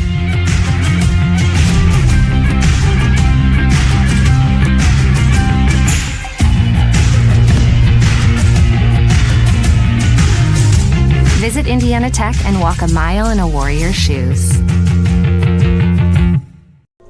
Back here live out at Warrior Park as we're getting set to begin the top of the 5th here for Rochester and Indiana Tech. The Warriors, Indiana Tech with a 4-3 lead here over Rochester. We're going to bring up number 3 and Chloe Wolf, the pitcher, to the plate here for the Warriors. That one delivered low for ball number 1. As number 3 and Jamie Koenig comes on to the mound here in relief for Indiana Tech. 1-0 now the count here for Chloe Wolf. That one set, delivered right down the pipe there. Makes it 1-1. 4-3 is our score. Indiana Tech with the lead. As we are in the top of the 5th, we thank you so much for joining us here from Warrior Park. Indiana Tech did take care of business and won game number 1 9-1 off the walk-off homer hit by number 21 and Kennedy Sullivan. And she does do some damage in the second game as well, as she had a 3-run shot to give the Warriors A 4-3 lead. Wolf with a knock there to Bella Brock. Brock going to turn it to Sullivan for the out. And Indiana Tech now with one down here. And that is going to bring a number 40 and Jayla Forte to the plate here for Rochester.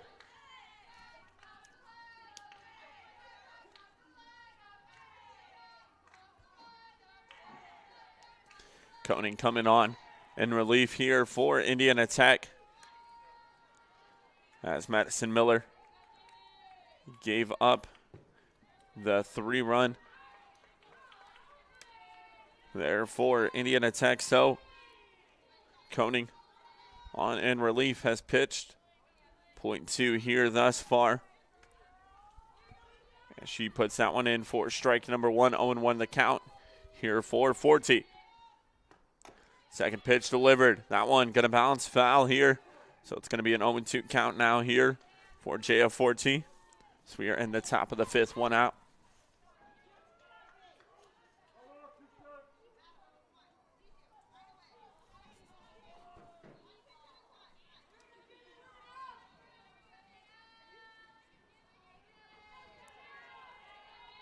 Koenig sets, she delivers. That one just a bit outside in for ball number 1. 1-2 now the count here for Forte.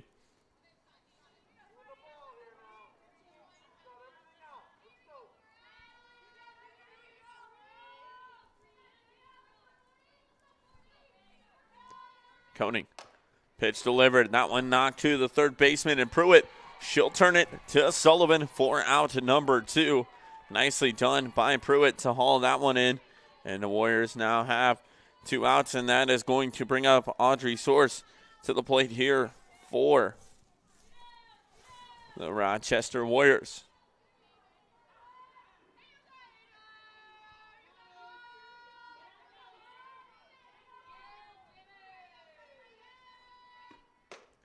First pitch delivered, and that one in for a strike. 0-1. Now the count here for Source. Source has played in both games here for Rochester. Controlling the center field duties here for the Warriors. Her second pitch fouled off there for strike number 2. 0-2. Now the count. Source comes into this one with a batting average of .125 and 8 ABs coming in to game number 2 here for Rochester. As that pitch from Koenig delivered outside. 1-2 now the count. Source has grounded out in her 2 at-bats here for Rochester thus far. Koenig with a 1-2 count. She sets, delivers. That one a little bit low. 2-2 now the count here. So we are in the top of the 5th. 4-3 is our score.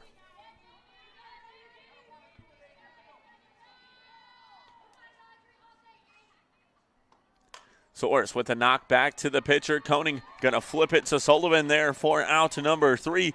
We move ourselves into the bottom of the 5th. You're watching Indiana Tech softball here, presented by SummitCitySports.com.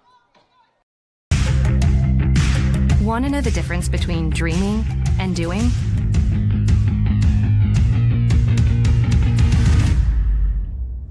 Yeah, pretty much everything.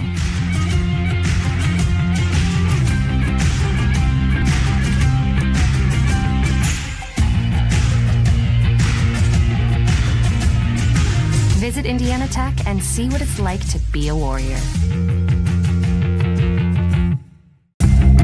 Want to know what it means to be a Warrior?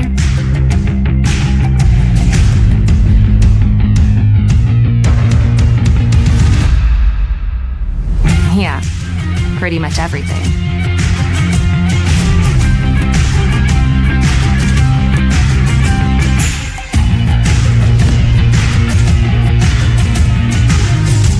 Visit Indiana Tech and walk a mile in a Warrior's shoes.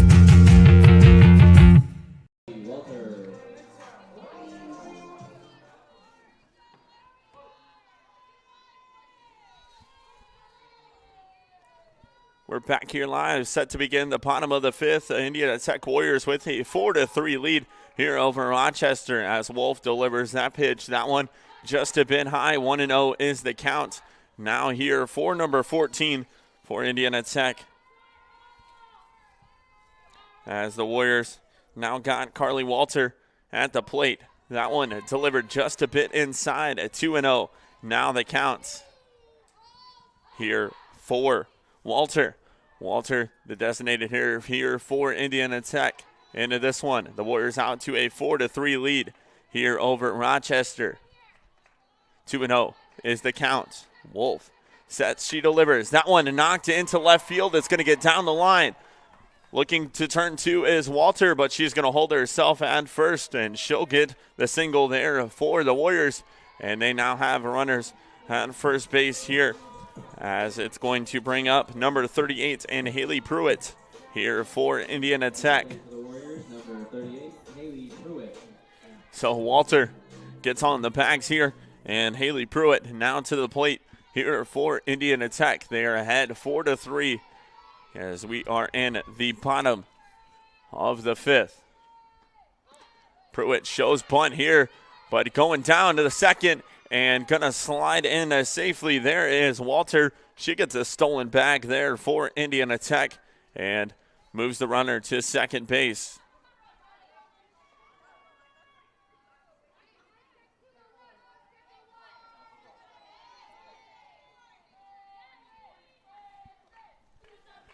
So 1-0 now the count here. As Pruitt looking to show bunt, or excuse me, that is number 38. Yeah, Pruitt shows bunt there once again at 2-0. Now the count.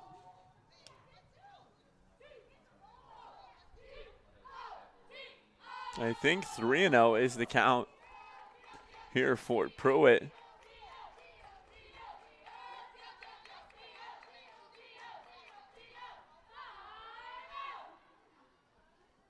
And the umpire is going to have a discussion here. I think it's about the count here. I believe it counts 3-0. Not 100% sure on that, though, as they're going to get with the fielding umpire here.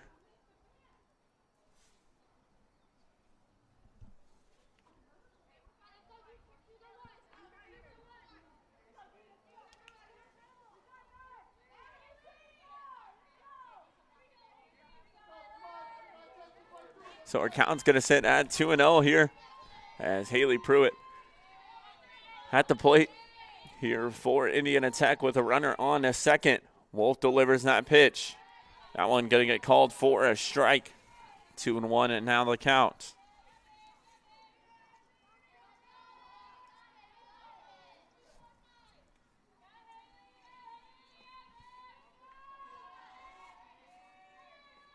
Wolf sets, she delivers. Pruitt with a knock there to center field, and that one's going to be hauled in, but the runner looking to advance the third, and she is going to get down safely as that advances the runner to third base with one out now here, and that is going to bring up the pitcher and a number 3, Jamie Koenig, here for Indiana Tech.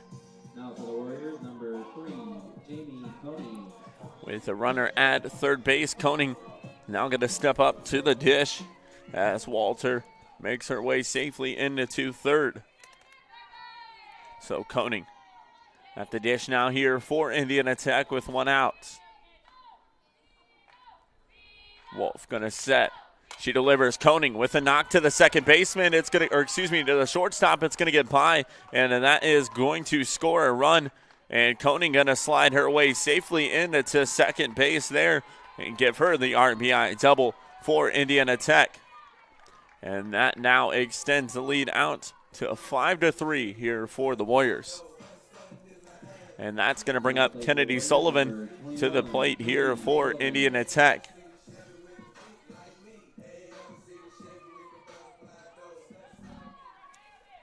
So Sullivan now at the dish here for Indiana Tech as they have a 2-run lead here in the bottom of the fifth. Sullivan with a knock there to center field, and that one going to be hauled in by Soares. and that is going to hold. Koenig at second base. Now 2 down here, and that is going to bring up number 23 and Bella Brock, the shortstop from San Diego, California, here to the dish for Indiana Tech. The Warriors, Indiana Tech with a 2-run lead. Wolf going to get the call for the pitch. She'll set. Wolf delivers. Brock with a knock there to the right side, and that is going to send the runner in Koenig home, and Bella Brock gets an RBI single for Indiana Tech, and they are now out to a 6-3 lead here in the bottom of the 5th, and we are going to get a pitching change here for Rochester as number 4, and Peyton Parrish going to come back on here for Rochester. We're going to go ahead and step away. You're watching Indiana Tech softball here, presented by SummitCitySports.com. Tech goes by many names: business, fine art, forensic science. Some think it's just technical. But really, tech means everything. Scholarships, internships, championships. It's professors who make time for you one-on-one. It's putting everything on the line. It can be fierce. It can be fascinating. It can be awesome. Most important, it's believing in yourself and what you have to offer the world. Because at Indiana Tech, Warriors are prepared to lead a significant life.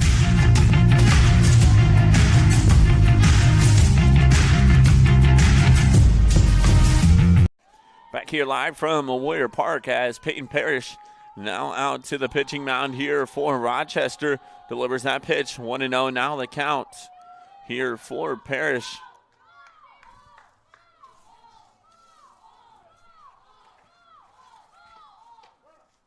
As that one delivered in for a strike. Alyssa Fox at the dish now here for Indiana Tech with Bella Brock on first here for the Warriors.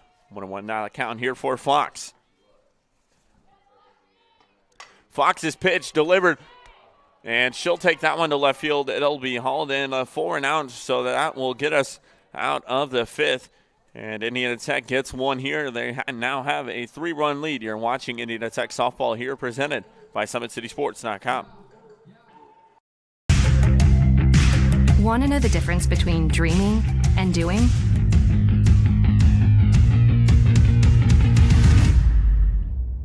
Yeah, pretty much everything.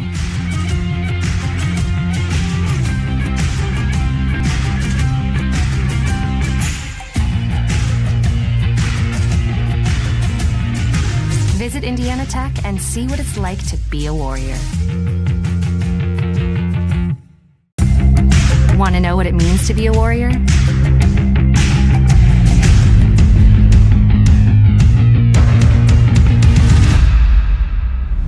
Yeah, pretty much everything.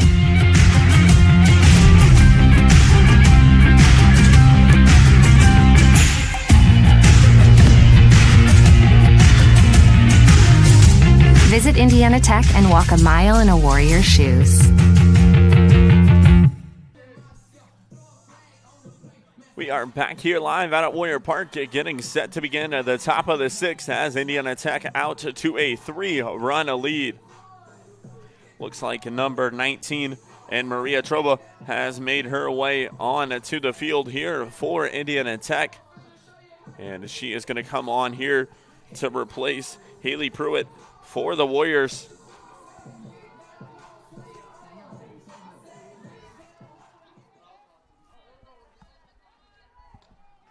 And they are going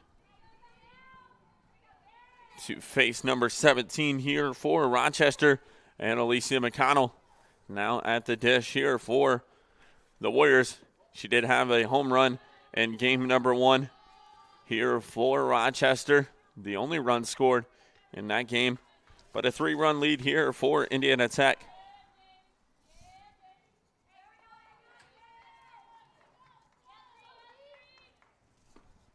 Second pitch delivered there, and a nice pitch right over the plate from Jamie Koenig.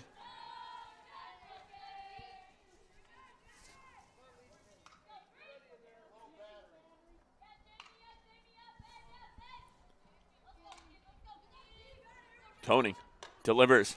That one knocked off the end of the bat. That one's going to go foul. Therefore, strike number 2, 1-2 now the count.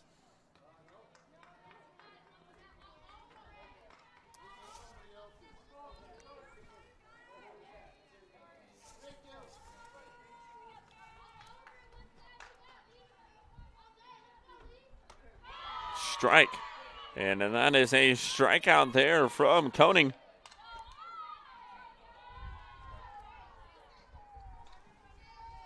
And that is out number 1 here in the top of the 6th. That is going to bring up number 31 and Sarah Hall here for Rochester.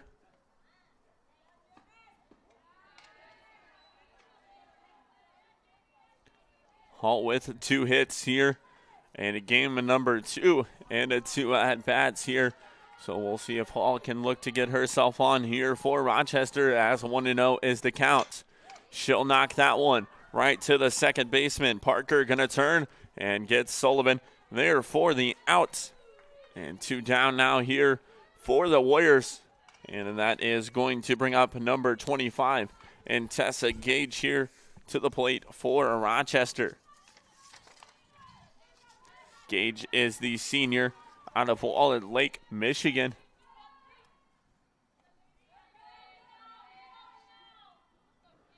Had a strikeout and a flat as well here on the afternoon as that one rolled in for ball number 1, 1-0 the count.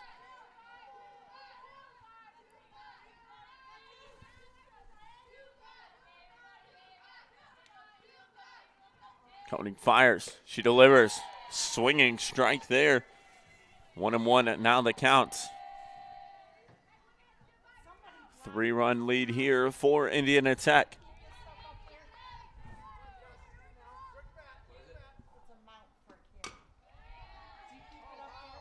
That one knocked foul. 1-2 is the count.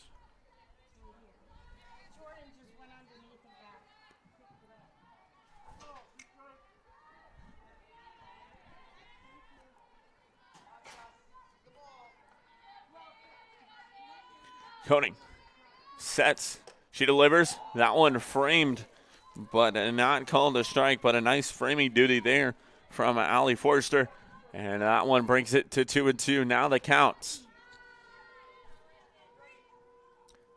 Koenig with a strikeout in the last at bat. She sets, delivers. That one a knocked foul right over towards the Indiana Tech bench. That one could have flown and knocked somebody, but instead just skimmed the netting to stay foul. 2-2 now the count here for Tessa Gage. Koenig sets. She delivers. Gage with a knock there right in between the shortstop and second baseman to get on here for Rochester. They now have a runner with 2 outs here in the top of the 6th. It's going to bring up the right fielder and the number 2, Kylie Dillard, here for Rochester. And I believe we're going to get a runner on here for the Warriors as Tessa Gage going to come off. And a number 1, and Abby Witt, the freshman, going to come out to run here for Gage.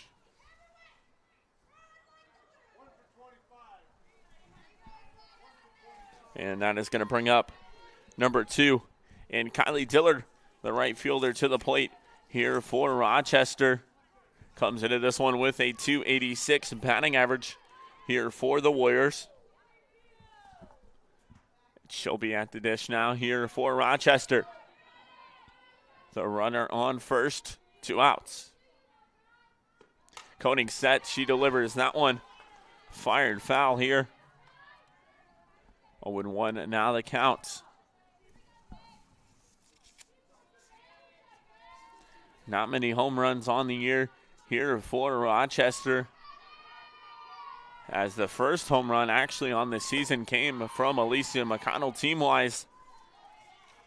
She had the first home run on the year for Rochester in game number 1. 0-2. Now the count here for Dillard. Koenig sets. She delivers. That one just a bit high. 1-2 now the count.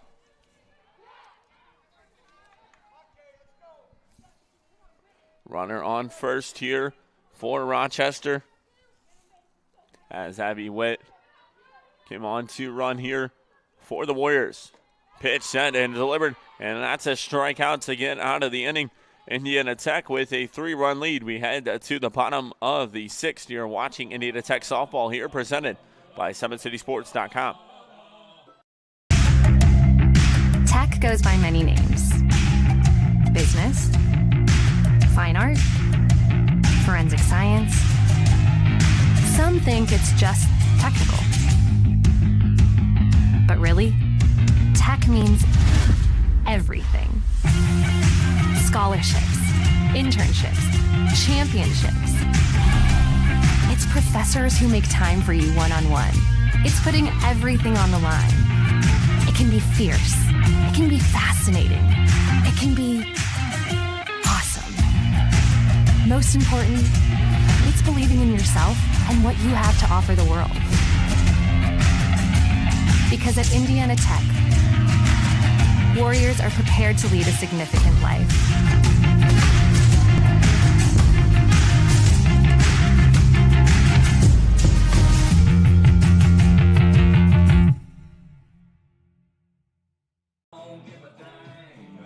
We are back here live from Warrior Park, getting set to begin the bottom of the 6th as number 4 in Peyton Parrish came on last inning to close out the inning for Rochester. She's back on to pitch here in the bottom of the 6th for the Warriors.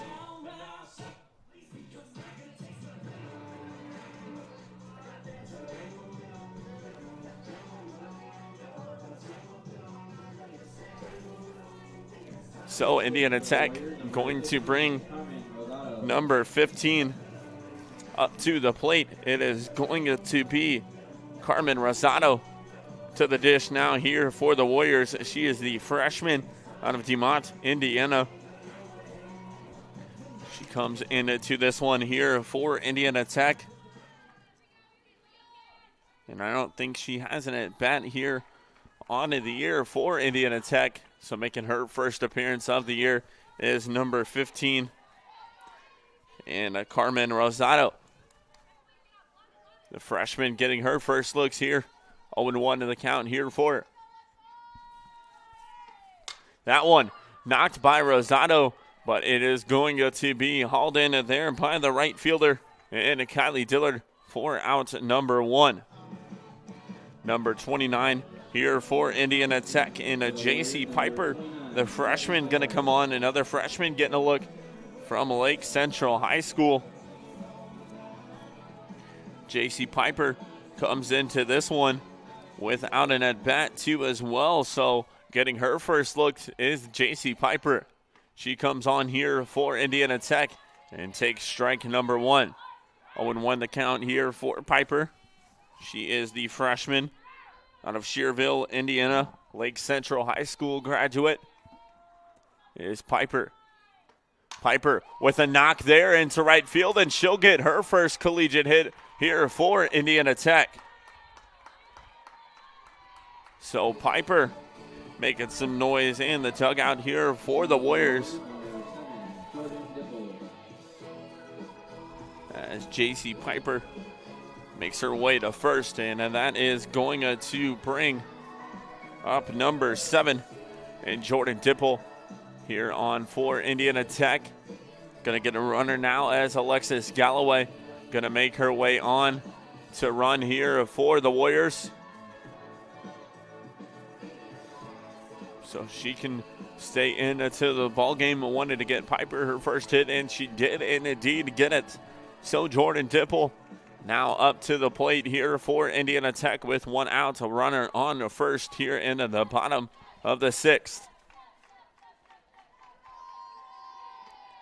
That one knocked to the first baseman. Dipple going to missed the tag there, and she is going to slide but get caught out at first base, and the runner going to advance to second. That was a smart move there by Dipple to get around the tag, but couldn't slide herself in safely to first. But the runner advances to second, and that is going to bring up number 14, Carly Walter, to the dish here for Indiana Tech with 2 outs. The Warriors with a 3-run lead, as Walter now at the plate with a runner on second. Walter with a drive there to deep left field, and that one going to get over the fence, and it's going to be a 2-run shot there for Carly Walter. So Walter gives Indiana Tech the 5-run lead, and she is going to run her way into home plate here for Indiana Tech, and they now have themselves an 8-3 lead. Walter absolutely crushed that ball. We'll take a look at it here one more time on our Indiana Tech replay. As you see, Walter just lift that one to left field over the fence, and she gets the home run for Indiana Tech and makes it a 5-run lead here for the Warriors. And I got to fix my scoreboard as I have it at 9-3. Oopsies. So that is going to bring on the number 19, and Maria Troba, the sophomore out of Boonville, Indiana, here to the plate for Indiana Tech. Parrish delivers and hits Truba, so she'll run her away and sprint down to first base, and that is going to bring the pitcher number 3 and Jamie Koenig to the plate here for Indiana Tech. At the plate for the Warriors, number 3, Jamie Koenig.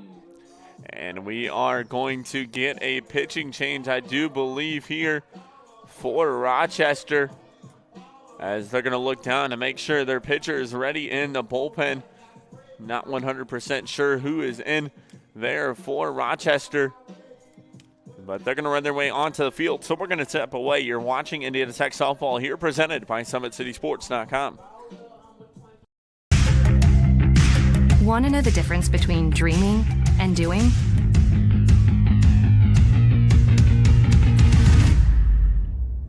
Yeah, pretty much everything.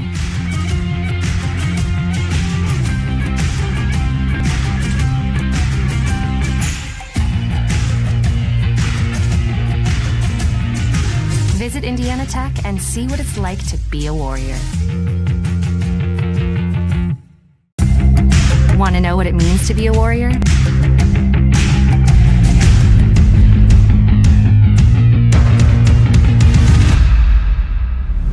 Yeah, pretty much everything.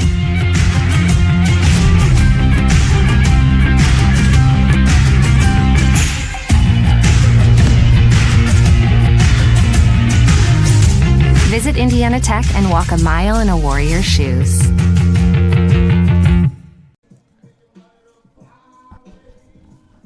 We are back here live from Warrior Park as we are in the bottom of the 6th. The Warriors out to a 5-run lead. A new pitcher on here for Rochester, as it is number 30 in Michaela Orman. She did pitch in the game number 1 as well, and she makes her way on to try to close this lineup out here for Rochester, as the Warriors out to a 5-run lead. They'll have a runner on the first, as it is going to be number 3 and Jamie Koenig, the pitcher, to the plate here for Indiana Tech.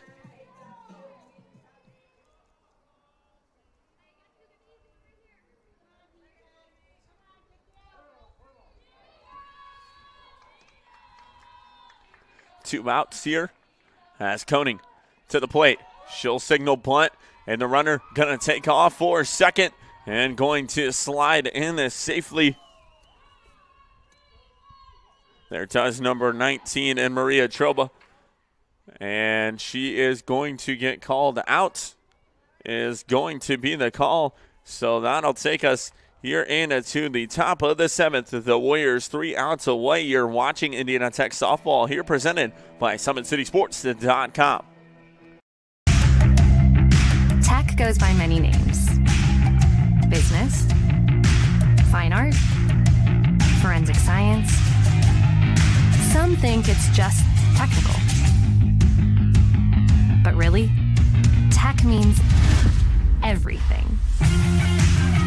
scholarships, internships, championships.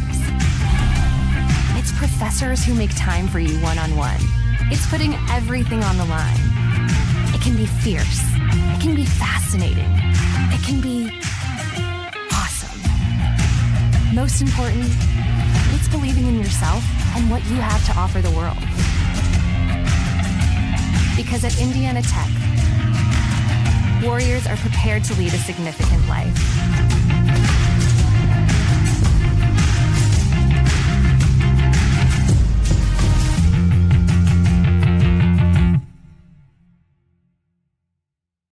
We are back here live out at Warrior Park. The Indiana Tech Warriors 3 outs away from closing off this contest to looking to move to 26-4 on the year, and they're looking to stay undefeated here in conference play, looking to go 6-0. Meanwhile, Rochester 0-3 conference play. Taking a look here at these squads and their next games upcoming April 1st on Saturday. Indiana Tech will head to Michigan. Dearborn will have a doubleheader set to begin at 1 p.m. and 3 p.m. out at Michigan Dearborn. For Rochester, they'll take on Cleary on Saturday at 1 p.m. and 3 p.m. as well.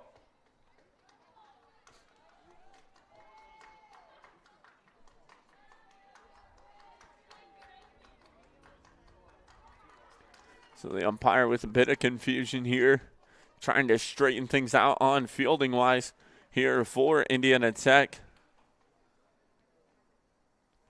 So he will head over to Stephanie Zimmy to see if he can get this confusion cleared up. But 8-3 is our score. The Warriors with a 5-run lead here in the top of the 7th.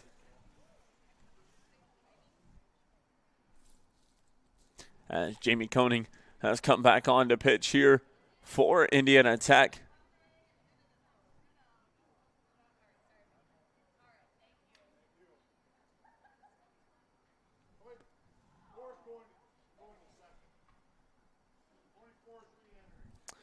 So number 24 and Allie Foster going to re-enter to catch here for Indiana Tech. Number 4, Kaylee Kugler, the freshman, going to head to second here for the Warriors out of Elizabeth, Colorado. She'll make her way onto the field for the freshman here for Indiana Tech, and it is going to be number 12. And Alicia Verni, the sophomore out of Italy, comes to the plate to hit here for Rochester as we are finally set to begin the top of the 7th. It's a 5-run lead here for Indiana Tech.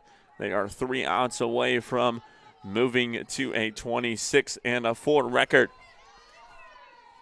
So Alicia Verni at the dish now here. That one thrown in for a ball. 1-0 now the count.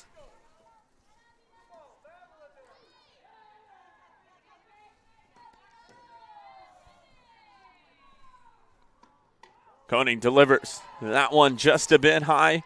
2-0 now the count here for Alicia Verni.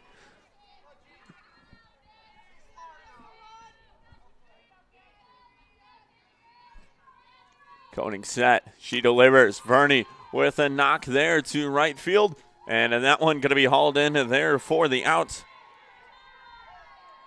Nicely done there by Alexis Galloway to haul that one in and get out number 1 here of the top of the 7th. That is going to bring on a number 10 and Victoria Dupuis here to hit for Rochester.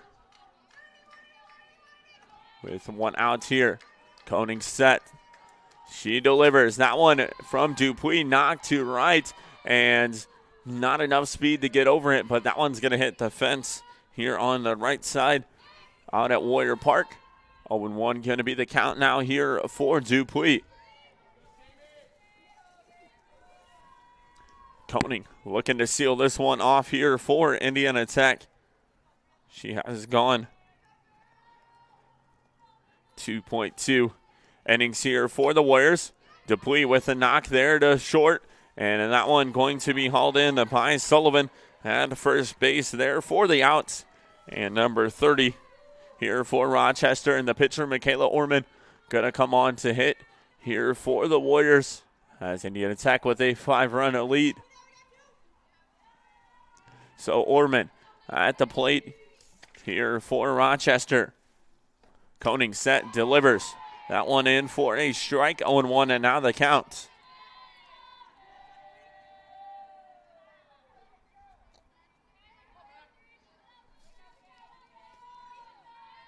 Mormon at the dish. Koenig sets, delivers. That one just a bit inside, 1-1. Now the count here for Orman. 8-3 is our score. The Warriors with a 5-run lead. As I mentioned, they'll play at Michigan Dearborn on a Saturday with doubleheader set to begin at 1 p.m. That one taken for a strike. 1-2. Now the count. Koenig looking to seal the deal here for the Warriors to get them the sweep of the doubleheader here against Rochester. Koenig sets.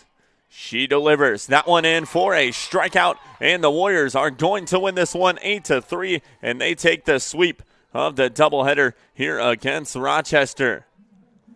So the Indiana Tech Warriors win this one 8-3.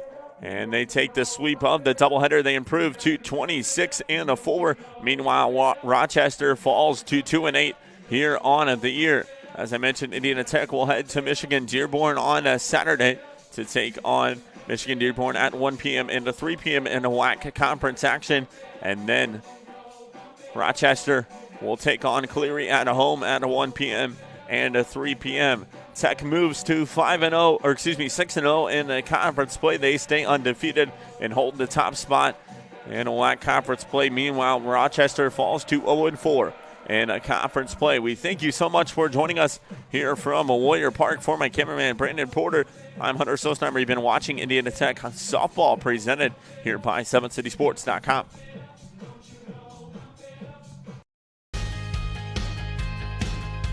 From the first day, I felt very welcome at Indiana Tech. I just really enjoy the classes and the vibe I get from all the other athletes and just the students here. Everybody's cool and everybody gets along really well. I'm currently a senior, and since my freshman year, student life activities have really grown throughout campus, and there's so many ways that you can meet new people. You can go bowling, you can watch movies, and it's just really important to get involved on campus. We have intramurals, anything from billiards to basketball. It's made student life very enjoyable. I love Fort Wayne because there's always something going on, like festivals. I walk a bunch of the trails here locally. There's great restaurants. There's always something fun to do. You can never be bored here in Fort Wayne. The school spirit at Indiana Tech is epic. It's everything. We had our first annual hockey game not too long ago. Everybody showed up, face paint, cowbells, Trojan hats, lawn gnomes. It was amazing. It makes it so worthwhile to be a Warrior. Go Warriors.